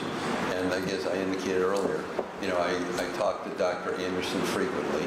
I meet with her team, and she believes, and she's here in attendance, that there has been significant progress in the Cleveland Division of Police.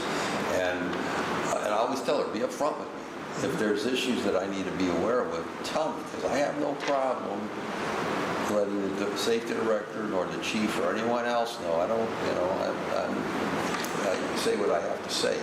But there has been significant progress, and we all just keep asking ourselves, you know, at what point is enough? That's the question. That's the question we all keep asking ourselves. I'm opening it up for questions right now. I'm going to start as the protocol Council President. First of all, Mr. Chair, thank you foremost for putting this together. Thank you to the team for coming here today. Just a couple of things.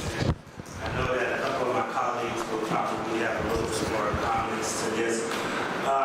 What systems, I'm into transition mode. What do we need to start looking at in order to sustain the progress that we've made? And what kind of committees, institutions, or standalone committees should we start trying to look at funding and standing up now in order to make sure that we continue to progress? Because what we don't want to happen is what happened in 2002, where we came into compliance and then we slipped back out of compliance because we did not have the right systems that we were putting in place. The other question that I have, I'll just ask both my questions together. AI is real, technology is real, and I know that you know, technology and AI can also be utilized for bias and can be biased at times as well. However, have you guys, the second part of my question is, have you guys ever looked at our technology capacity and capabilities to make sure that we're not unintentionally setting up you know, technological things around drones and shot spotter and other kind of technological tools that are starting to use AI and technology and not inadvertently bias or over-policing underrepresented communities as well? So I know I asked two pretty you know, interesting questions, but I just want to see if we're on track with both of those, if I could. Yes, Council President, I'll address your first question and let the law enforcement people address the second. Ironically, we talked today, had a conversation about what happens when this monitoring team walks out the door. And that's going to be up to the civilian compliances. And we will obviously work as we get closer to that end to being sure the civilian compliance place organizations and committees are there. When we walk out the door, none of us wants to see 10 or more years worth of work go down the drain. And so that will be up to the civilian compliance groups to do so, but we will work as we get closer to that period of time. That's something else we work on. Yeah, and I'd like to add, and in addition to that, you know, we must remember you've got the Cleveland Police Commission that will be here after the monitors are gone, that had been primarily set up in accordance with 115.5 to be that civilian oversight body. And so, incorporated in that, you've got a great team, I think, of community volunteers that, you know, our neighbors who step forward without significant backgrounds in law enforcement, but who have taken on a yeoman's job to ensure that the police department has the resources that it needs, but also the support and the oversight that's necessary from the civilian body. So I would say I would encourage you to look to the commission as that body that will be in place to continue the kinds of progress that's been made. It was its purpose. That's why it was established. And they're continuing to do, I think, at this point, a very good job in onboarding new commissioners. They've expanded their footprint across the community. They conduct a number of community meetings. So I would say look to your commission after the monitoring team is done. Thank you. If I could follow up on that, Mr. Chair. Part of what we have to do as council people are being very cognizant of the finances and resources that we have. Right now, I can tell you that we have several different community groups that actually claim to be the bridge between the police and the community. You had the CRB, as you mentioned. I know she mentioned a few acronyms earlier. The Community Police Commission. You also have several other type of outlets that people utilize for their community police relations. At some point in time, we're going to have to streamline operations. We're going to have to make tough decisions on where do these bodies lie. I know that the bodies that they voted for, issue 14, which is now Charter Section 115. However, I just want to make common sense that at some point in time, the Cleveland City Council is going to have to make a decision on where we invest. And we cannot afford, as a city, to have 3 to 4 different community bodies that we're trying to stand up. So the reason I'm asking this question is because, quite frankly, Community Relations Board, Community Police Commission, and others may at some point, we may have to revisit hiring them all at the same or in the same department, Inspector General, similar to how New Orleans is set up, where you have all of those oversight bodies in one. I know we have the Civilian Police Review Board here. We have 3 to 4 different boards that are paid citizens, with the exception of one, that are making decisions about police community relations. And at some point in time, I hope that we can get some guidance from the monitor on how we can streamline those operations, because at some point in time, the city's not going to be able to afford it. Yes. I think one area that's really, you make an important set of points, and I know you're eager to speak, Terrence. I just wanted to say this first. There's many bodies, the Inspector General, I'd include even the division's Internal Affairs Unit, I'd include the Police Accountability Team, I think about OPS and CPRB, as well as the CPC. One area that you might think about at the completion of the consent decree is very clear delineation of roles, right?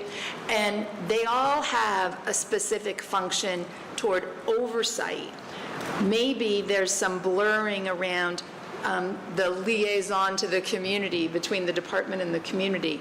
But the important piece not to lose is the specific roles that each of those entities have toward a constellation of civilian oversight. And it may be that that process resolves some of your concern, because the last thing you want is unnecessary redundancy in government. Yes. Right?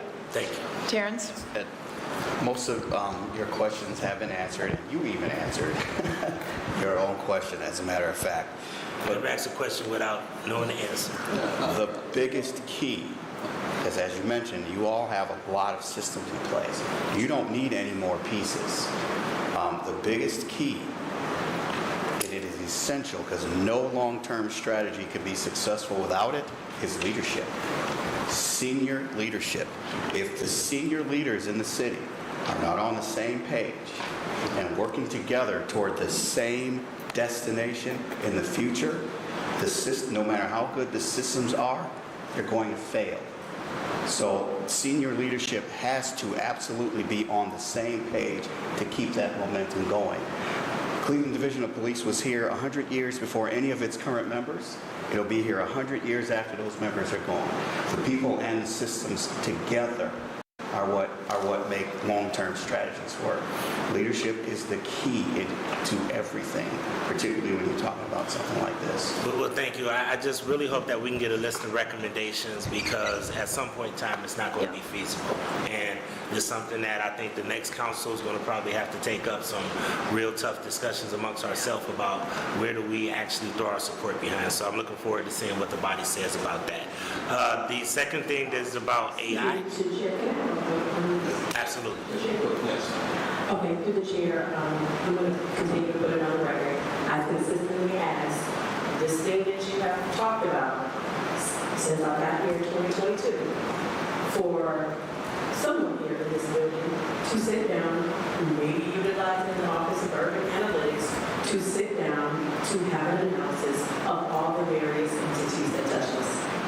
This is literally probably my fourth request to it. So, before we do this meeting today, I am going to ask the chair, council president, how do we move forward? The police accountability team here, someone is here for police, someone is here for law.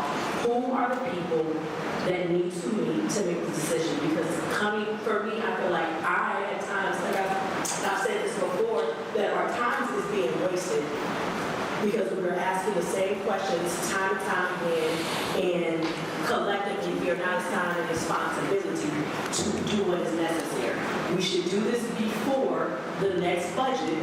If this is not that hard to do an analysis of all the different boards, commissions, or whatever that touch the consent decree to come up and right size as lawmakers who should be doing to come up with the appropriate assessment. So I don't necessarily think it's a responsibility of the monitoring team to do this. We have people in it.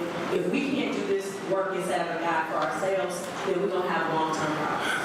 Mr. Chair, to all due respect to the councilwoman, I disagree. I think that we have been trying to look at this. I do think that the monitor does have a role.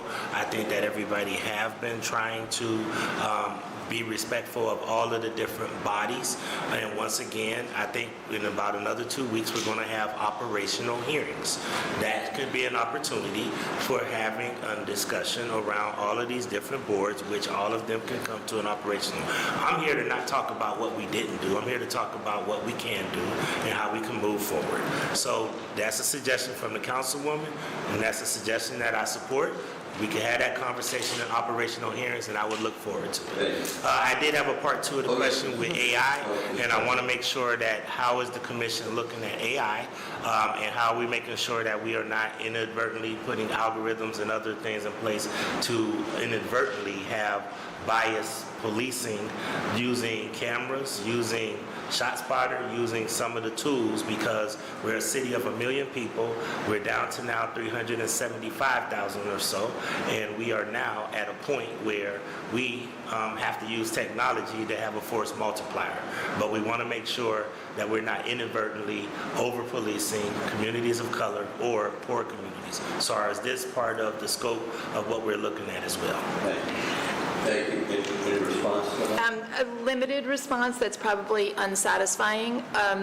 In 2015, when the consent decree was drafted, there was little attention given to artificial intelligence and the impact on tools that policing has. We work really hard to stay within the confines of our assignment, both because we're stewards of your money, but also we have an interest in a lot of things that the consent decree doesn't give us the authority to be opining on. Whenever we're asked for help, we will offer it. We looked very carefully at the drone policy. We offered feedback to the drone policy, and we'll do that whenever we can. We've not looked deeply, certainly even saying algorithms makes me feel a bit like a fraud. I have no business even saying it, never mind understanding it. I understand your point. We can look for areas to include that thinking in our work to the extent that it's within the confines of our assignment. I think it's a good point. Mr. Chair, all I do is in closing, I think that is going to be hugely important.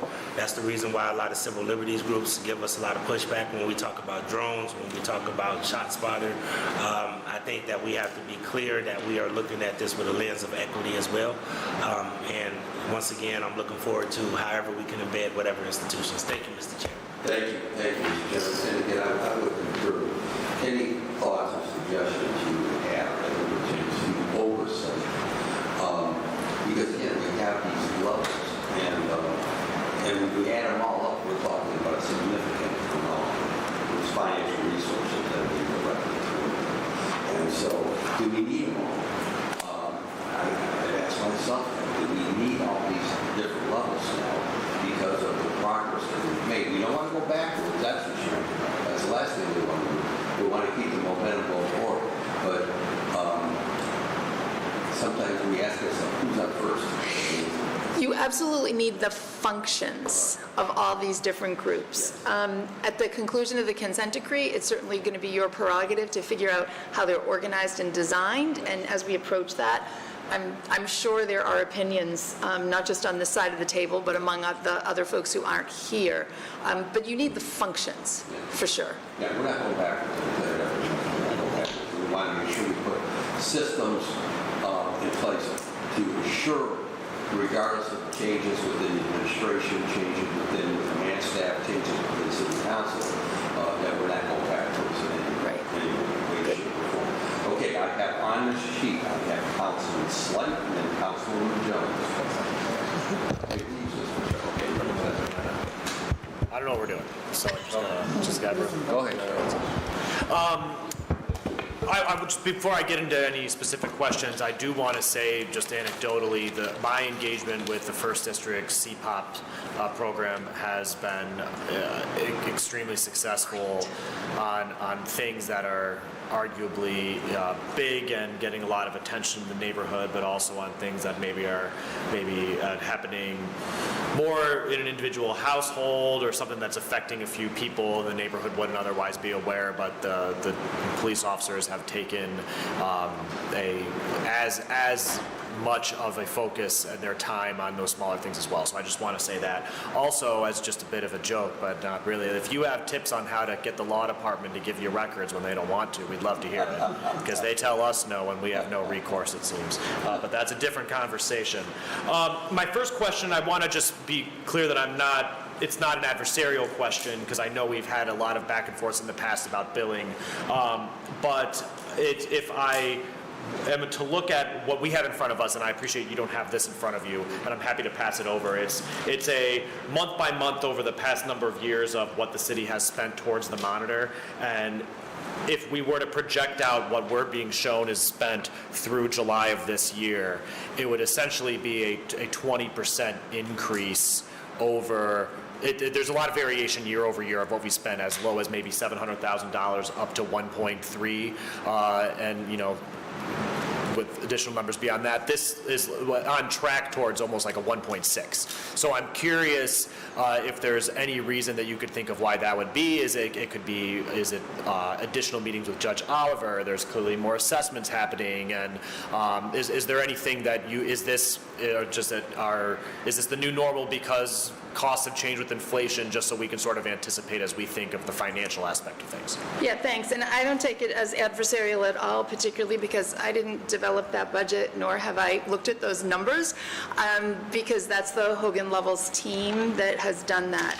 I can tell you, while I don't have my budget numbers in front of me, Melly and I have together proposed a budget to the city.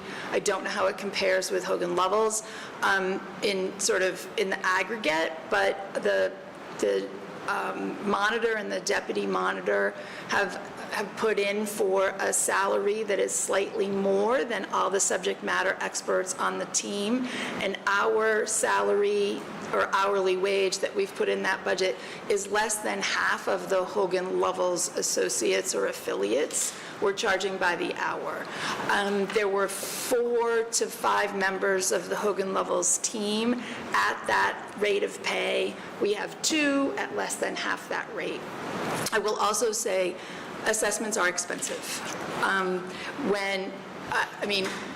To tell you that some use of force cases can take multiple hours for a single reviewer, depending upon the number of body-worn images that need to be reviewed, the length of the report, the complexity of the case. They can take the least serious ones might take an hour or 2. The most serious can take 4 to 6 hours, and that depends upon the reviewer sometimes, but it takes a lot. Terrence told you about the search and seizure assessments, similar processes. Some are more complex. There's a stop, then there's a search, then there's contraband, then assessments are expensive. We promise and commit to being as good stewards as we can of your money. I feel like that's the way I live my life, but when I've got a Clevelander next to me who's saying we've got to get this done and get it done efficiently, it raises our game, all of us, I think. Having worked in city government, I know exactly from where all the stakeholders come, but I also appreciate where you come because I pay taxes in the city where I live too. I can't answer your question more specifically than that. I think that's a satisfactory answer for me. I mean, in short, if it is, thank you, and appreciative of the information on the change in anticipated billing rates. But if the answer is really that we're doing far more assessment, which I think has been the goal of this body and others for a long time, if that's merely the cost of moving forward at the speed we've all been hoping to move forward, I think that can be couched as a good thing. You know, and I appreciate your, if I'm being fair and open and honest, I think one of my frustrations in the past has been this is a low-income city. We do have to have a balanced budget, and I've said this, you know, that for every dollar we spend on doing, you know, the monitoring of this is a dollar that could have been spent on something that actually would have promoted public safety either directly or indirectly. So I think we all sort of share that perspective. So I'm not intending to be adversarial. I hope that I'm not. No, you're not. It's sort of in a similar context, but maybe slightly different. I think we could potentially all agree that it takes it takes a long time to build public trust, whether it's about what police are doing, about safety in one's neighborhood. You know, there's a lot of perceptions, and singular incidents can deconstruct years of efforts in building public trust in institutions or in the wider community. One of my concerns over time, and what I'm curious about, is the degree to which it's analyzed, because I'm not sure that things always neatly fall into these categories, are how our efforts to address very overt constitutional policing and data tracking and things have spillover effects on things that are arguably more like nonviolent, mundane policing. There was a fender bender, and it took a long time for an officer to respond. I had to file a police report for fraud a couple weeks ago. Someone got my credit card, and it's okay. But, you know, and things like, things that are not going to neatly fall into one of these 10 categories. But I think that when people are like, it took 8 hours for the police to be able to come to dust for prints because they're focusing on all these other issues, or we do have traffic enforcement needs, or noise complaints and things. That's a lot of the ways that most people interact with the police on a day-to-day basis, and it just doesn't always neatly fall into one of these 10 categories neatly, and arguably is not what we're thinking of or aligns with the needs of constitutional policing. So I'm wondering if there's any analysis that you all do of sort of calls for service that kind of fall outside of the 10 categories, and how the overall provision of public safety is being affected and hopefully not adversely impacted by our need to also meet the expectations of the monitor. Those are great questions, and most of them fall more directly into the lap of the division than they do us, but you're asking the absolute right questions. One thing that the settlement agreement or consent decree does call for is for the monitor to do a biennial community survey. We launched a survey in 2016 and 2018. For reasons that I think are very obvious, we did not do one in 2020. A combination of the climate towards policing, a worldwide pandemic where people were asked to stay at home, officers under stress themselves for their families, short staffing, illness. People weren't on the street. There was little opportunity to interact with police during the 2020 year. 2021 didn't look much different in terms of COVID. It feels shocking, but really it was for 2 years we really changed our lives. At the request of the administration in 2022, we did not do the survey. We now find ourselves 3 years since that request by the city and 7 years since our last survey. And that's on that's a responsibility of the monitor in conjunction with the city to figure out how to get accomplished. It's a significant undertaking. It would be an additional expense. We're going to have to figure that out, and we've been in conversations to do that. It's not a complete answer to your question, but it starts to, right? To be able to gauge the sentiment of people in the community about how the police are doing is really important. There's interesting technology that helps that be done on a regular basis that many police departments are using. There are other ways to do it, but I'm cognizant and need to say that the monitoring team has not followed through on its responsibility with the city to figure out how to do a community survey. I think that's, as you said, it's not the entire answer, but I think it shows a path forward towards a more holistic answer. So I would love to find any way that this body can partner with the monitor to do that report. Great. I do think that there is a slight concern among, I will only speak for me, that community engagement has led to a number of people who are more likely to attend, and if there's any way that we can sort of maximize the spread of any kind of survey to get better data, I'd be happy to help participate in that, because I do think it's important, and I constantly trying to figure out how we can simultaneously address our real public safety issues, but also be not letting people's perceptions of public safety kind of skew our efforts to do larger community things. Two last things, very brief, because it could be a whole long thing, but in the previous report, you had noticed this was, at that time, we were anticipating the first changeover of the Community Police Commission. There were a number of challenges laid out in the 16th biennial report. The challenges laid out in the 17th biennial report are more or less the same, but I'm wondering if you're able to give any information on sort of how you feel this version of the Community Police Commission is operating. Obviously, it had a rough start over the last couple years, but there's, I think, an optimism on this side that we are turning a page, and if that body is going to exist, that it's going to be a value add, and it's that value add has maybe been a little slower to come to pass than we had hoped for. I think you're absolutely right, and Charles spoke to some of this earlier.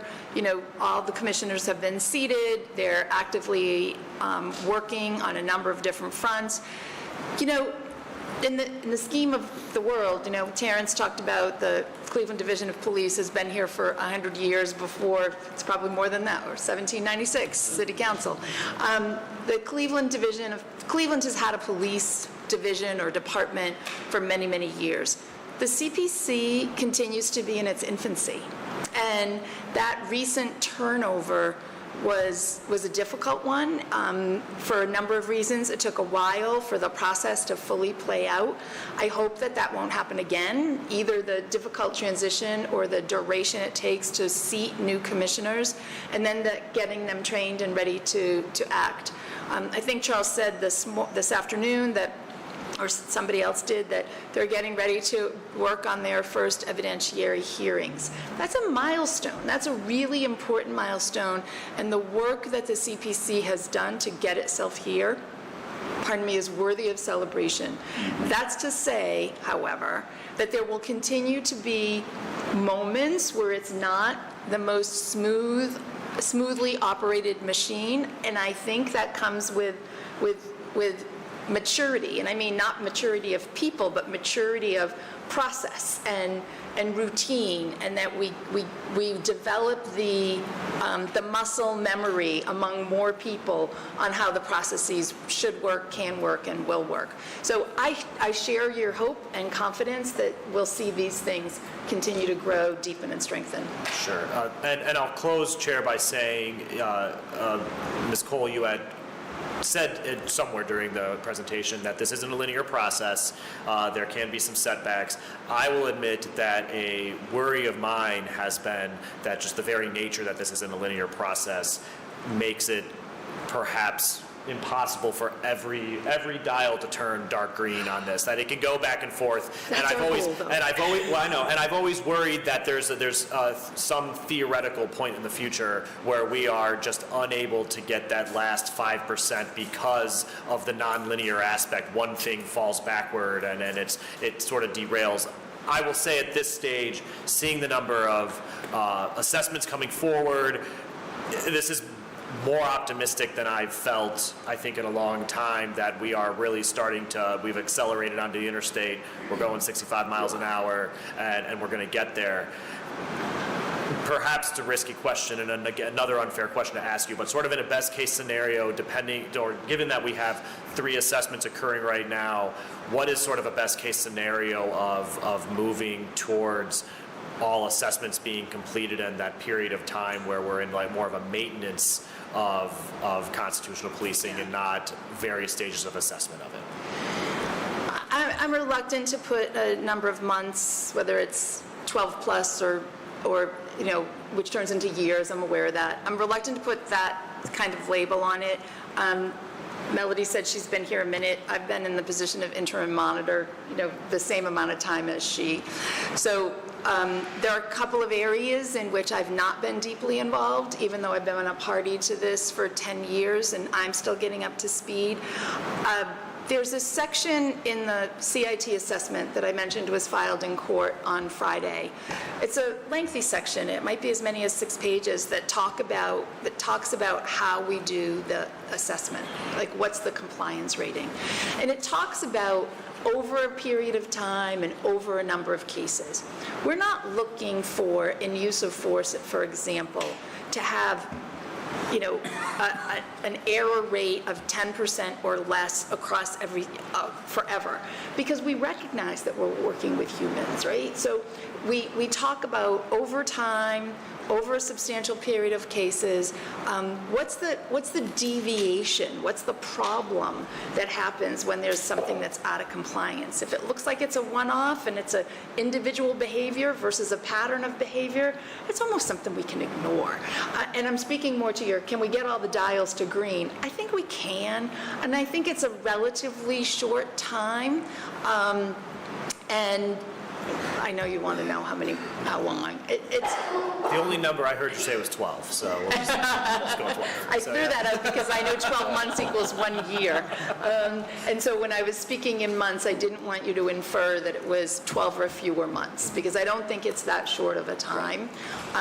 It's certainly, I shouldn't say anything. I mean, we are endeavoring to get, as much as we've grown to like the city of Cleveland. Shantae says it's her home.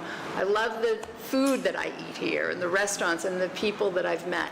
But as the chair said, it's not that we don't like you, but we're going to be as happy to wrap this up for you as you are going to be happy to see us go away and stop paying the bill. It's our goal.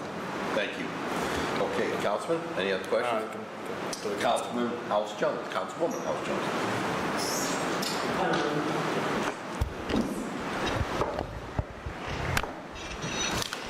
Okay. Through the chair to the team here, good afternoon. Good afternoon. You all started to talk about my number one question, is community survey. Goodness, how would I say it? All right, so my question is, and I want to understand this correctly, that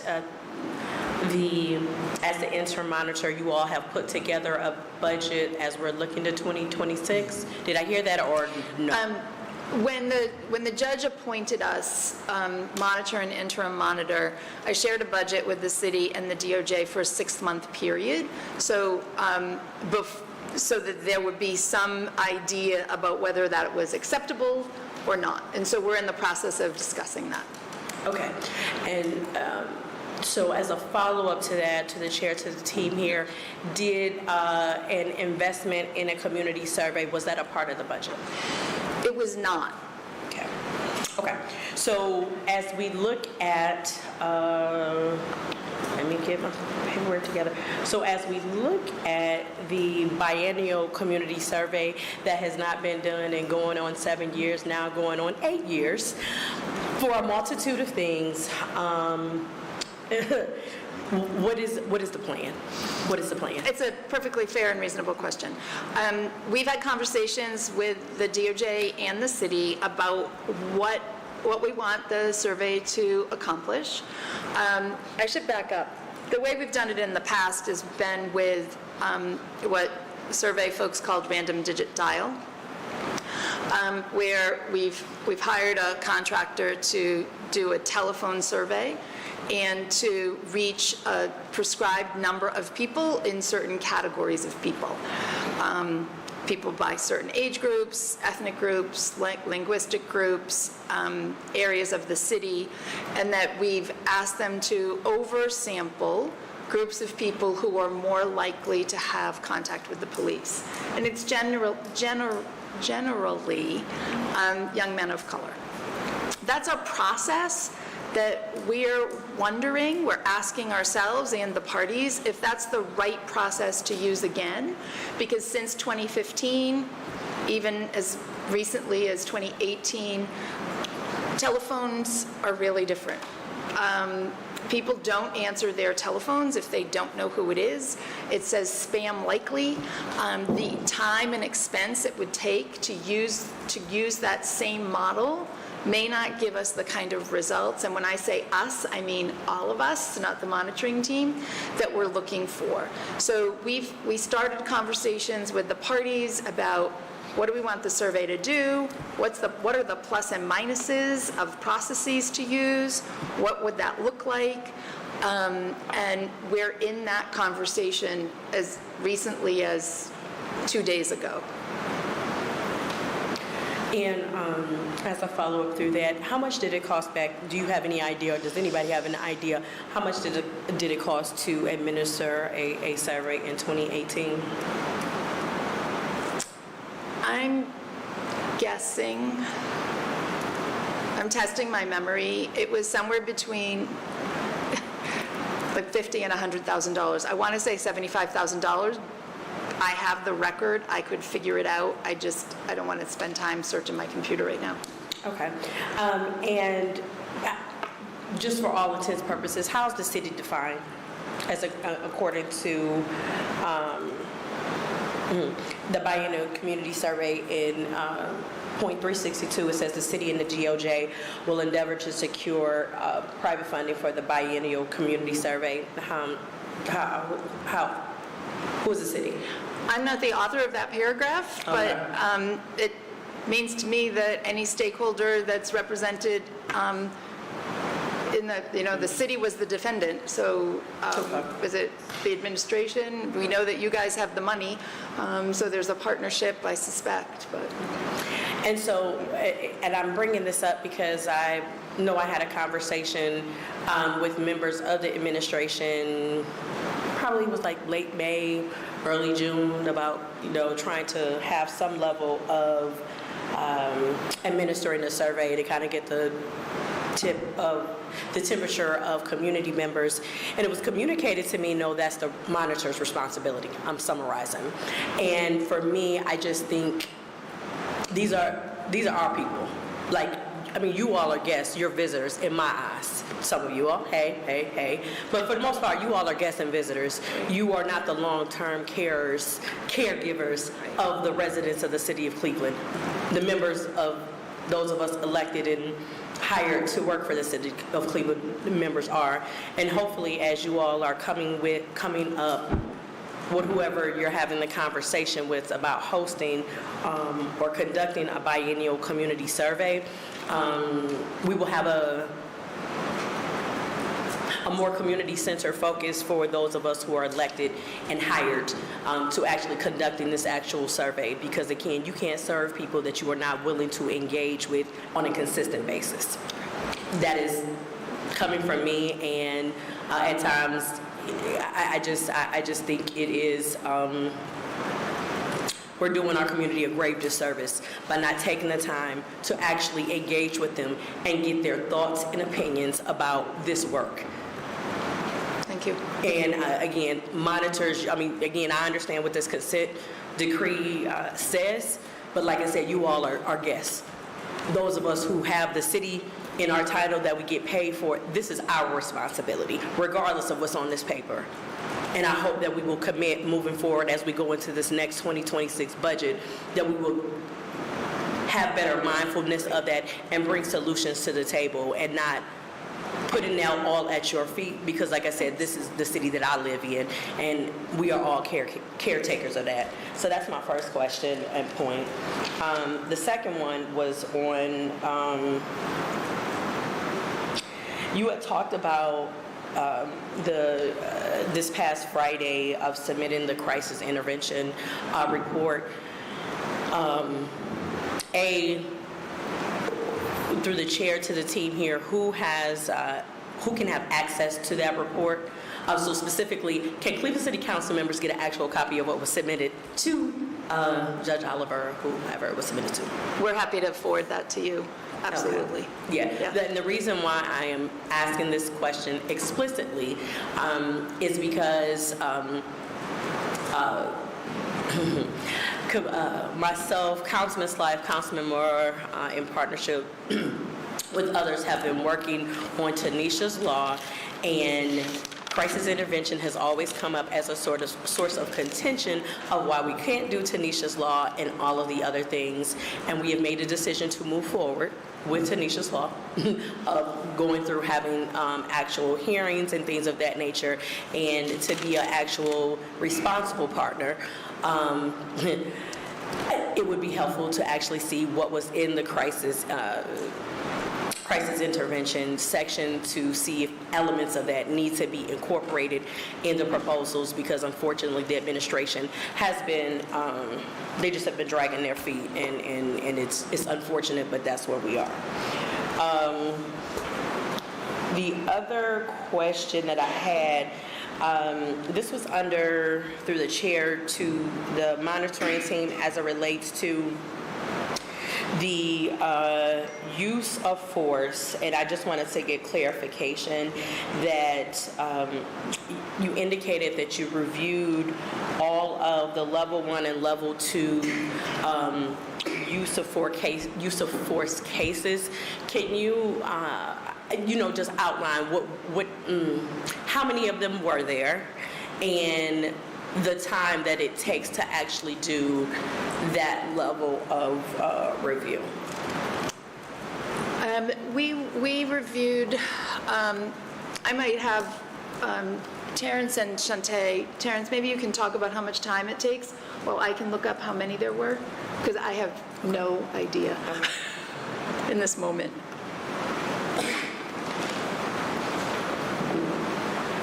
To review a single case, it can take anywhere from, on average, 1 to 3 hours. It just depends on the factors involved. The number of officers involved has a huge part to play in that, because the different camera angles will give you different perceptions of the scene and the incident. So that's the best rough estimate, about 1 to 3 hours, depending on the review. Some people read faster than others. Some people can process video faster than others. It can be a very time-consuming process. What I'm opening up on my laptop here is the individual responses from the reason I don't know the number in my head is we got them in batches by quarter. So after the close of a quarter, we got a batch of cases, we assigned them and reviewed them, and then we got a subsequent batch at the end of the next quarter. As I think Shantae indicated, on an almost monthly basis, we met with the chief and gave feedback on cases that were either worthy of celebration or worthy of some discussion. And the discussion, to be fair, generally was, so tactics might have been improved a little bit in this and that, or this is a training thing, but rarely did we have any problems with the use of force. And if we did, we were talking about it because the chain of command was able to catch that. 1, 2, 3, 4, 5. 6, 7, 8, 9. We reviewed about 268 cases of level 1s and level 2 uses of force. And then the level 3s from both 23 and 24 totaled about 47, I think. Yeah.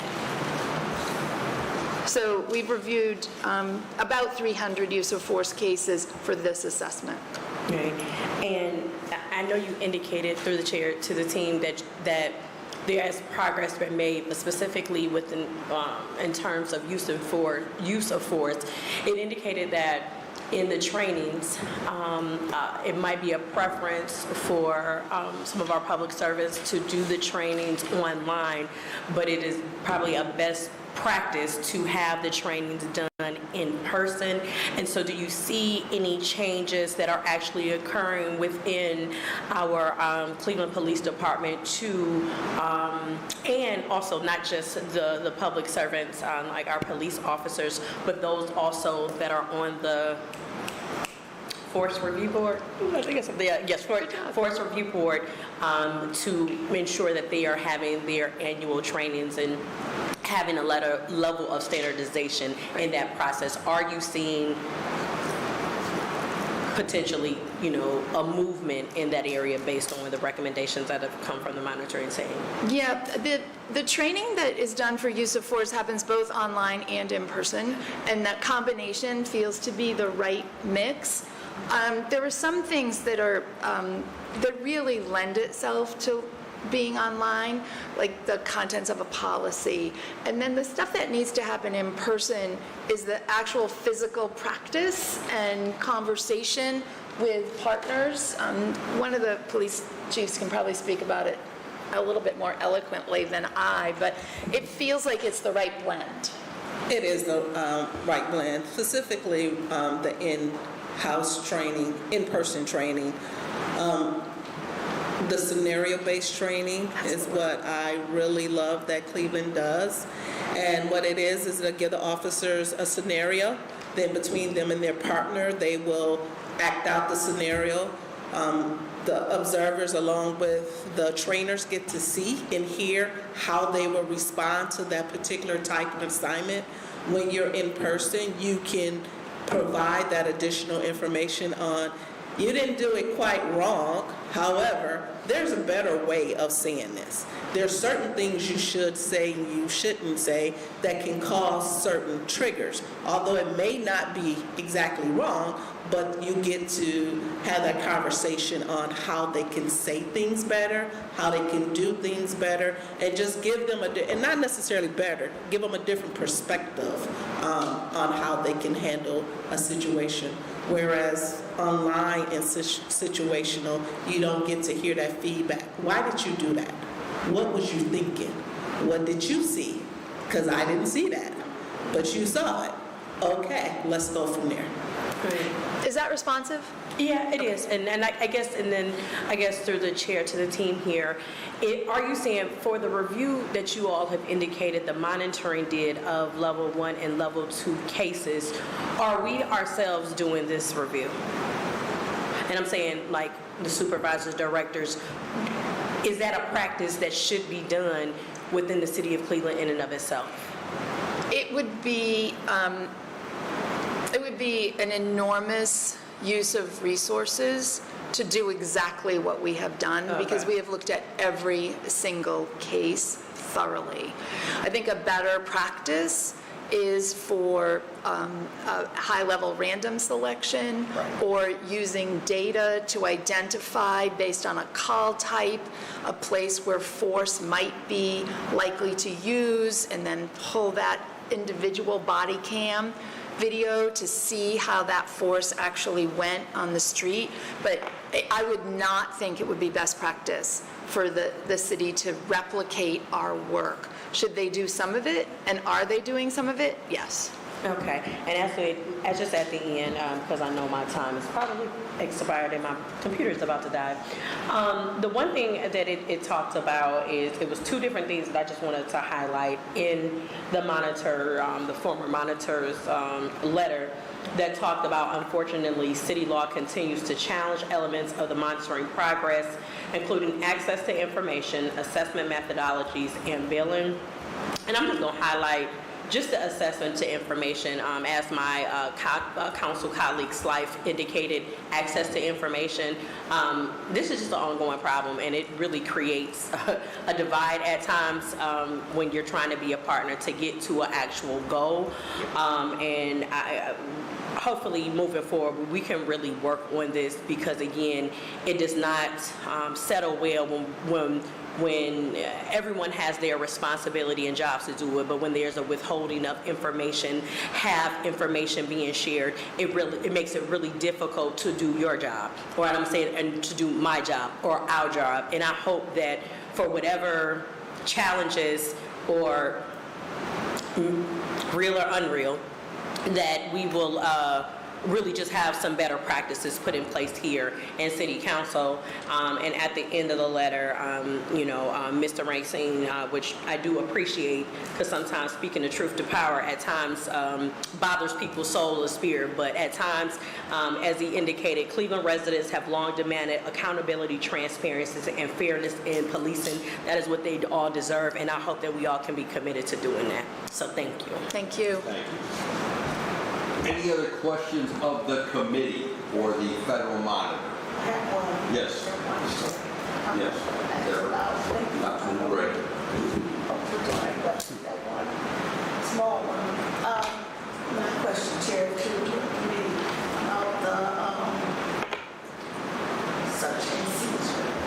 Could you explain a little bit in detail what a officer search and seizure? What does actually, what does that encompass? Whoever can describe that based on your knowledge. There's usually state law and the Constitution, the Bill of Rights, that govern what police departments can do. Constitutional policing is not an add-on. It's not an extra thing. It's the way you are supposed to do business. So when it comes to search and seizure, the standards of proof, the thresholds have to be met before a resident or a member of the public, before their space or their person can be subject to the state taking away their liberty and that privacy. So what that means is, in order to stop a person, detain a person for a brief detention, that's known in the business as a Terry stop, or a field interview, or a subject stop, depending on where you are. You need reasonable suspicion. That means the officer has to have a reasonable belief to suspect that a crime has been committed or is being committed. To make an arrest or to get a warrant or a subpoena for records or something, you need probable cause, and that's a higher standard. That's a quantum of evidence that would make a reasonable police officer believe that a crime has been committed. They sound the same, but they're different. So when we do the search and seizure assessment, what we're doing is we're making sure that the decisions that have been made and the actions that have been taken meet those thresholds, and that the stops are reasonable, that they're lawful, and that they're constitutional. And that's what the search and seizure assessment does. Okay, and to that, that's a great explanation. To that, the only reason I asked is because I got a call last week from a resident father saying that police officers came to his son and wife house at 2 o'clock in the morning to do a search and seizure, and they didn't know why they came in the middle of the night to wake them up to do a search and seizure, which I wouldn't know, but we got a call, and then said due to something dealing with some accident that happened with the police car. The police car got slightly side swapped, but then they didn't know that they were pitted, and then they woke them up at 2 o'clock in the morning. They woke them up at 2 o'clock in the morning and told them that they was going to arrest them for an accident that they was not in, but they claimed they were in, and And eventually, they did not, they eventually, the police officers didn't arrest him because they were going to arrest the wife because it was her car. And they were just explaining to me who next, how do they handle this situation, because they felt invaded in their homes at 2 o'clock in the morning. We woke up on an accident that they wasn't aware that they did, because due to a scratch to a side window of a car. So when they were telling me all that, I wouldn't know the next process, but I told them that they wanted to know what can they do, because at the end of the day, the police, they said that they called the acting commander of 4th District, they called the 4th District, and I guess a conversation was had, and then they told the officers to I guess, decease and just leave. But then the next morning, when they called me to explain to me about what happened, they wanted to know what was the steps for them to pursue a complaint after this, because they were going to literally tow her car away at 2 o'clock in the morning and then attempt to arrest her. But since everything had calmed down, they wanted to know what was the next step for the complaint. And then after the complaint, who gets the complaint after they complain to the police? What's the next step after the complaint? So I just told them, as far as I know, when they file a complaint, they go to the Office of Professional Standard. That's where it would go, per se. So due to that, I just wanted to know what if you guys were aware of that incident that happened last week. Did it get to it wouldn't get to you guys, it would get to the Office of Professional Standards, and then they'd take it from there. That's right. Right, Councilwoman, obviously Thank you, Chair. Without being able to address that individual situation, what Chief Gordon was talking about also, of course, is when you're talking about reasonable suspicion of a crime, all these things deal with outside of a search warrant, because the officer gets a warrant, they execute warrants, and these are situations that are outside of warrant, and they've got to meet certain standards to have reasonable suspicion to do something, and there are rules, exigent circumstances, public safety, et cetera. But yes, that complaint goes to OPS. That's part of a small microcosm that we evaluate in the whole process. Okay. All right, thank you. And to the viewing public, a citizen can always go right to the local police district and file a complaint as well. Also with the safety director's office. That's right. File a complaint. So again, that's the protocol that is in place. Without any further questions, I want to thank the monitor coming to the table, and the team for updating us on what has transpired within the Cleveland Division of Police, where we've had success. Where we still need work, where we still have non-compliance. Again, I want to state what I said earlier. I believe, and as a senior member, this is not the Cleveland Police Department that was here 10 years ago, and I can sure as I tell you, it was in the Cleveland Police Department from 12 terms ago from my engagement here. Big difference, big changes. I want to say again to the viewing public, those of you who might qualify by age or have a neighbor, a child, a grandchild who might be interested in policing, community policing, to be part of the solution in Cleveland, and to be part of our family of men and women in blue in service, to please give the Cleveland Police Department an opportunity. Look into becoming a part of the Cleveland Division of Police, become a stakeholder, become a part of the solution, and you'll be surprised. Some of the finest people I've had the pleasure to meet with and work with have been members of the Cleveland Division of Police over my tenure in both office. So again, we look forward to continuing our dialogue, which has been a cordial dialogue. And again, I want to say this, Council President left, but we are here to work together. We are here to work together. But we're all of the some point, we're going to part company. Sooner than later, okay? That's our goal. Sooner than later, part company. You're going to be around, right? You're going to.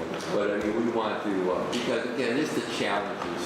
I will tell you, again, as a senior member, I'm dealing with things today, challenges that I never ever imagined or envisioned. It just the world has changed, and society has changed, and the way we need to operate within the city. We need. I'm glad to hear because there's wonderful suggestions being made by many of the newer members. We either adapt or we perish. We have to make changes, significant changes, the way we do business. So again, I want to thank everybody for coming in, and we will stay in contact. So without any further ado, Just want to do, Yes. Yeah, Mr. Chairman, as you may be aware, tomorrow at 3 o'clock, there is a status conference at Judge Allen's court to which the council is invited and encouraged to attend. okay, thank you. And please keep us in communications. We have no further, there's no public comment. So at this point, the committee stands adjourned. Thank you very much. Oh, the name tag. You guys are giving us hope about that there. It sounds like you're doing it. Plus, make it simple. Like my residents, they look at these. You like that? Yeah. Good. And Brother Charles, I saved 3-4